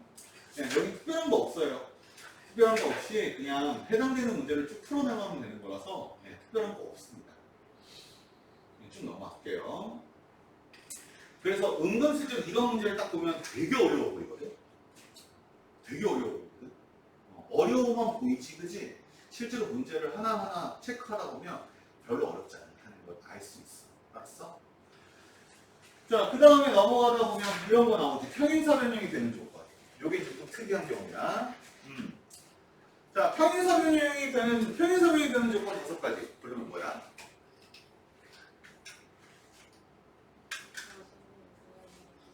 거짓말하지 마. 시작은 무조건 정의부터 시작하셔야죠. 두 쌍의 대변이 평행하다. 1번. 2번, 3번, 4번이 성질이야. 성질 3가지. 나 마주보면 두 변의 길이가 같다. 마주보면 두 가지 크기가 같다.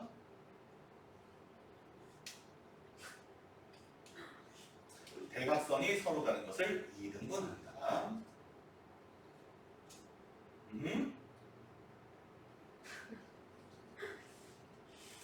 다섯 번째는 뭔가요? 각두개다 180. 뭐라고? 각두개다 180. 혹시 그 180은 네가 맞을 대수인가요? 네? 너무 많은데? 다 못 될 것 같은데? 뭐라고? 한 쌍의 대변의 길이가 한 쌍의 대변이 평행하고 그 길이가 같다. 그 5가지를 5번이나 안 적어? 모르는 새끼들은 빨리빨리 적으셔야죠. 어디다 적냐면 여기다 적으셔야 돼요. 66페이지에다가 평행사변형이 되는 조건 5가지. 예? 문제로. 여기다가 정리하시는 게 나을걸요? 문제다 정리해놓으면 니네가 잘 못 볼걸요? 66페이지 정리하셔야 돼. 그냥 그것만 써. 평행사변이 되는 조건 5가지. 1번, 2번, 3번, 4번, 5번 이렇게 5가지만 적어놔. 그리고 나머지 1번, 2번, 3번, 4번, 5번 이렇게 써놓으라고. 번호만 써놓으라고. 나중에 쓰고. 다 알잖아. 얘기해줘서. 모르면 좀 이따 다시 물어봐. 한 대 맞고 하면 되지. 자, 됐지? 자, 되는 조건 5가지에 의해서. 자, 지금 이거 같은 경우에 표현사변이고 이게 꼭지점이지, 그지? 여기가 바로 네 번째 대각선이 서로 다른 것을 뭐한다? 이등분한다라는 말을 이용해서 중점과 중점을 잡아서 같다라고 하는 조건 226번. 네, 되겠어? 오케이, 넘어갈게요. 뭐 마른 모드 나오는데 뭐 마른 모드는 특이한 거 없으니까. 자, 이거 딱 보자마자 제일 눈에 많이 띄는 게 뭐야? 이 그림에서 제일 확 눈에 띄는 거. 각의 크기가 같다지, 그치? 즉 각의 이등분하기 됐죠. 즉 점하고 점사의 거리 나올 수 있지. 점하고 점사의 거리 나올 수 있지. 그럼 이것 대 이것은 이것 대 이것이지, 그치? 맞아? 그러면 선분 BC를 몇 대 몇으로 내보라는 점이 이해돼? 원리 자체를 정확하게 알고는 풀면 된다. 자, 쭉 넘어가서. 자, 직선의 방식 나오는데요. 직선의 방식도 딱히 손에 걸릴 게 없어요. 아까 얘기했던 대로 그냥 직선의 방식 자체를 풀던가, 예를 들어 제일 쉬운 게 이거는 지나는 점. 대입법 등식은 성립한다. 뭐야? 근데 그거보다 더 중요한 게 뭐냐면 이런 문제를 읽었을 때 그 문제의 흐름이 어떻게 되느냐. 이걸 판단해야 돼. 예를 들어서 직선이 이렇게 생긴 녀석은 이 직선과 기울기가 같고 그랬지, 그치? 이 점을 지난다 그랬지, 그치? 자, 내가 이거 하나 안 알려줬구나. 1차 함수에서 1차 함수를 풀이하는 데 있어서 가장 중요한 2가지. 대부분 어떤 함수든 간에 대부분 2가지 정도의 가장 중요한 포커스가 있어. 1차 함수 같은 경우에는 기울기랑 지나는 점. 요게 포커스야. 무조건 기울기랑 지나는 점만 알면 난 직선을 구할 수 있다가 돼야 되는 거야. 무슨 말하는 줄 알겠어? 2차 함수에서의 포커스는 뭘까? 그러면? 꼭지점과 최고차이 됐어. 내지는 꼭지점과 지나는 점. 이게 가장 중요한 포인트예요. 그래서 2차 함수 문제 풀 때는 무조건 꼭지점부터 내가 꼭지점을 찾을 수 있을까 없을까를 먼저 그것부터 찾아야 돼요. 이해돼요? 무슨 문제? 자, 그 다음에 뭐 이런 것들 있고요. 특이한 거 없어요, 여기서는. 네. 이런 문제나 이런 문제 같은 경우는 뭐 어렵다고 얘기할 수 있는데요. 아니요, 이거는 규칙만 가지고 있으면 충분히 풀 수 있는 문제라서 크게 뭐 손에 걸리지는 않을 겁니다. 자, 그런 내용들 쭉 있고요. 요거. 자, 특이한 걸로. 요거. 세 점이 한 직선 위에 있도록. 자, 중학교 때 했던 거야. 이건 했던 문제. 한 직선 위에 있도록 말의 의도는 뭐야? 한 직선 위에 세 점이 있는 거지, 그치? 맞아? 공통적으로 뭐야? 기울기가 같다. 기울기가 같다 이러면서 풀면 된다. 뭐야? 그런 것들 있고요. 그 다음에 이런 거. 삼각형을 이루지 않도록. 어떤 세 점이 삼각형, 아니다. 이거 아니다. 미안. 그냥 넘어갈게요. 그냥 쭉 넘어갈게요. 특별한 거 없어요. 개형 문제 뭐 나올 텐데 개형 문제 같은 것도 있을 수 있고요. 이런 문제. 여기까지는 해야 될 것 같아. 자, 봐봐. 직선이 있어요. 그죠? 근데 실수 K값에 관계없이 항상 어떤 점을 지나야 돼요. 무슨 의미입니까?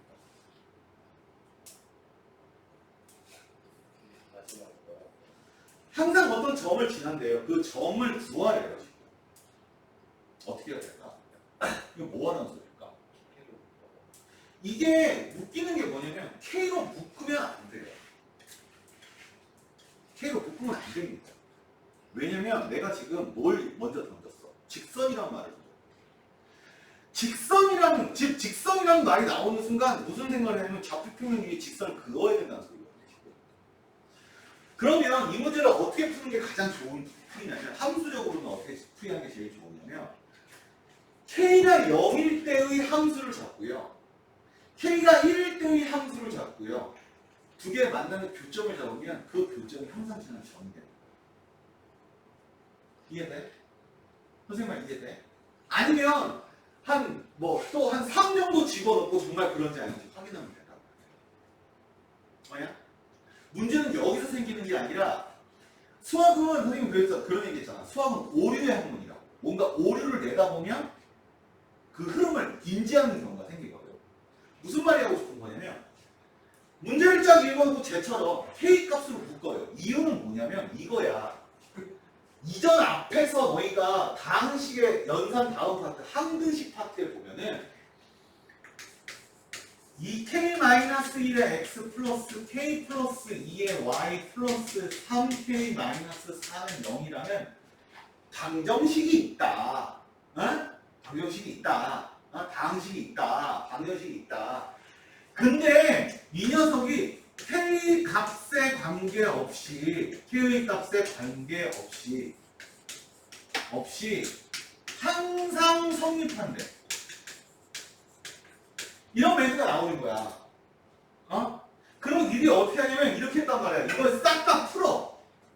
싹 다 풀어서 이 KX-X 플러스 KY 플러스 2Y 플러스 3K-4는 0이라고 쓰고 K에 대한 EX 플러스 Y 플러스 3의 플러스 마이너스 X 플러스 2Y 마이너스 4는 0이라고 이렇게 쓴단 말이야. 말의 의미가 K 값에 관계없다니까 K 어떤 수를 넣어도 관계없이 무조건 0이 나오면 된다. 이게 이 말의 의미거든. 그러면 여기 어떤 수를 넣든 무조건 0이 되려면 얘는 뭐여야 돼?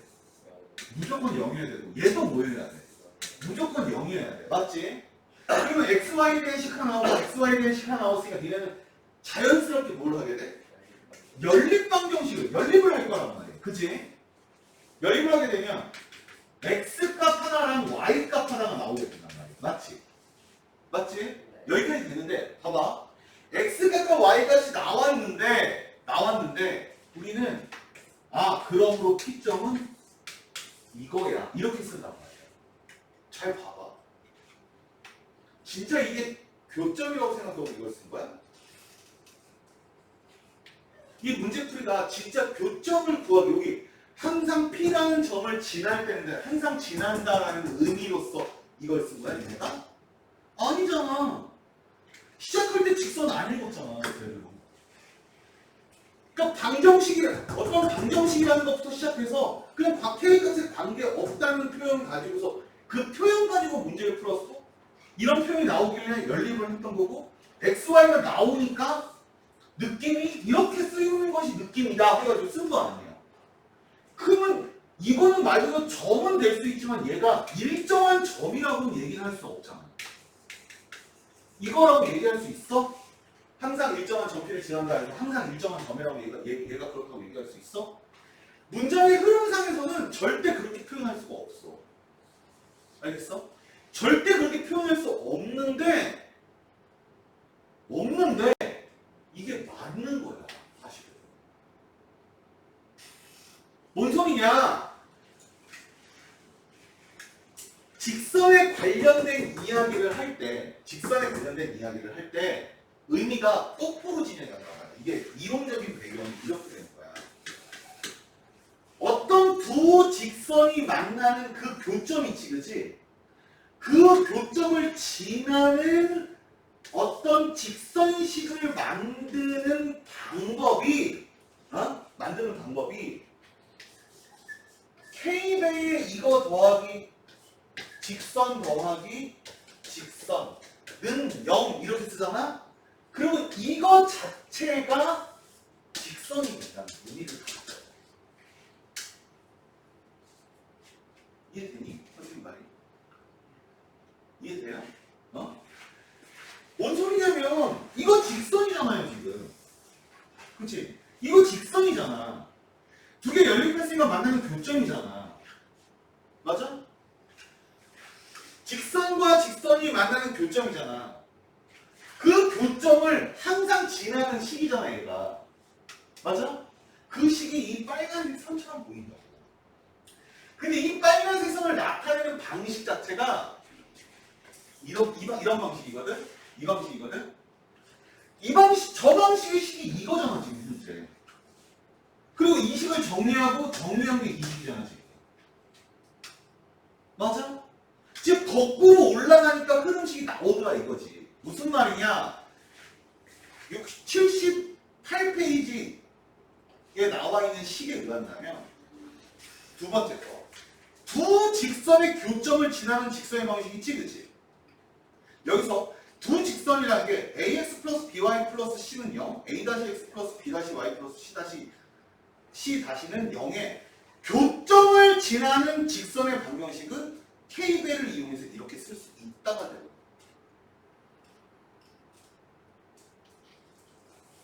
다시요. 원래는 이렇게 가르쳐준다고. 얘들아! 두 직선의 교점을 지나는 직선의 방정식 공식은 이거야. 어? 이거야. 그러니 너희가 문제를 풀이할 때 이렇게 풀면 돼. 이렇게가 가르쳐줘야 되는 거거든, 사실은. 어? 근데 이 말을 반대로 해버리면 이거를 당연스럽게 외울 수 있는 상황이 된다. 왜? 직선식이 아니라 이미 방정식상에서 내가 생각 없이 이렇게 풀이한 내용 자체가 저거랑 연결이 되거든, 지금. 그러니까 방정식의 함수랑 그렇게 연결이 되거든. 그러므로 이것이 만약에 옳다, 이 식이 이 흐름의 옳다라고 얘기한다면 이 녀석을 거꾸로 봤을 때 이 직선과 이 직선에 더해서 k배를 놓은 이 직선식이 곧 얘를 얘기한다고 얘기할 수 있다. 이해돼요? 그래서 얘기하기를 두 직선의 교점과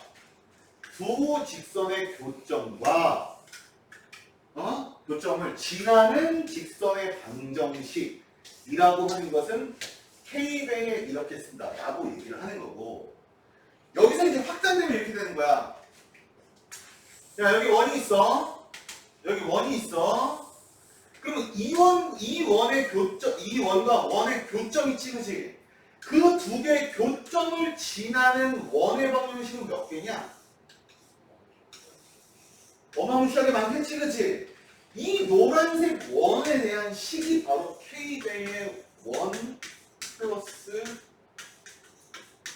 원은 0이다라고 하는 원의 방정식이에요. 알았어? 재밌는 건 여기야. 이 녀석이 사실은 지금 없었다. 지금 없어진 이 녀석의 사실이 기백으로 빨려 들어가잖아? 그럼 뭐가 되냐면 9하고 9가 많아. 야, 9가 뭔지 알지? 이렇게 생긴 거. 9하고 9가 많으면 뭐가 생겨? 얘들아, 9라고 하는 것은요, 원이라고 하는 건 동그란 원판이 아니고요, 그냥 동그란 선이에요. 그럼 9라고 하는 거는 또 이게 축구공처럼 이렇게 생긴 꽉 채워진 게 아니라 겉만을 얘기하는 거야. 이 두 개가 이렇게 그려져 있으면 마주치는 건 뭐야? 선이지. 교선이 생기는 거야. 두 구에 만나는 교선을 지나는 구의 방정식이 또 있어. 그게 뭐냐? k배의 9 플러스 9는 0. 똑같다고. 그러니까 자, 하나 더 있어. 평면이야, 평면이야. 이게 쫙 펼쳐나가는 거야. 평면이야. 쫙 펼쳐지는 거야. 이 평면과 이 평면이 만나면 뭐가 생기냐? 교선이 생기지. 그 교선을 지나는 평면은 몇 개겠니? 무수히만 캐치, 그지? 무지하게만 캐치, 그지? 똑같아요. 그것도 마찬가지로 평면의 k배 플러스 평면은 이게 그 식이에요. 다 똑같은 식이 돼버려요. 뭔 말하는 줄 알겠어? 물론 지금은 없어졌어요. 기백에서 사라졌습니다. 알겠습니까? 기백에서 사라진 부분이에요. 사라진 부분인데 예전에는 있었다. 그래서 여기를 가르쳐 놓고 1학년 여름방학 때 내가 1학년 애들한테 무조건 기백을 가르쳤었어. 그러면 이런 내용들하고 기백에 나오는 내용들하고 연결을 시킵니다. 그럼 나중에 가서 많이 쳐버려요. 뭔 말하는지 알겠어? 뭔 말하는지 알겠어? 이렇게 되는 이런 방식의 흐름 같은 거, 이 그림, 그러니까 식도식이지만 식보다는 더 중요한 게 이 그림이야. 얘네가 만약에 문제를 풀이하는데 이런 것들을 얘기하는 건데 그 뭐 이렇게 선 이렇게 그어봤을 때 이렇게 되는 것 같아? 그럼 이게 돼. 이런 식으로 끌려가야 돼. 뭔 말하는지 알겠어? 그래서 이 문제가 나는 솔직히 난 선생님 개인적으로는요 이거를 선생님도 이거 강의하는 거를 많이 찾아봤어요. 많이 찾아봤는데 다들 이거부터 먼저 얘기해주고 그 다음에 유연성을 풀이하는 게 이게 일반적이긴 한데 그동안 쭉 가르쳐본 바에 의하면 거꾸로 이렇게 설명을 했을 때 훨씬 더 이해를 잘할 거예요. 저 공식을 외우기가 조금 더 수월해지더라고요. 근데 여기서 이제 수월하다는 거는 그냥 말 그대로 수월하다는 것 뿐이지, 잘 못 쓰는 경우가 훨씬 더 많아. 맞지? 알았어? 어쨌든. 자, 그 뒤에 있는 이야기 다 이런 방식으로 되어 있습니다. 됐습니까? 여기까지만 설명할게요. 알겠죠? 그 다음에 나와 있는 내용들도 딱히 뭐 봐줄 내용이 없어요. 그냥 니네 쭉 풀면 돼요. 그냥 쭉 풀면 되는 건데, 특히나 여기는 직선에 놓는 게 특이한 계열 몇몇 가지를 더 잡아주기 위해서 일부러 하는 거니까 그냥 됐죠? 네, 여기까지만 생각할게요. 네. 그럼 오늘 이렇게 아니면 책 책 풀어도 되고요.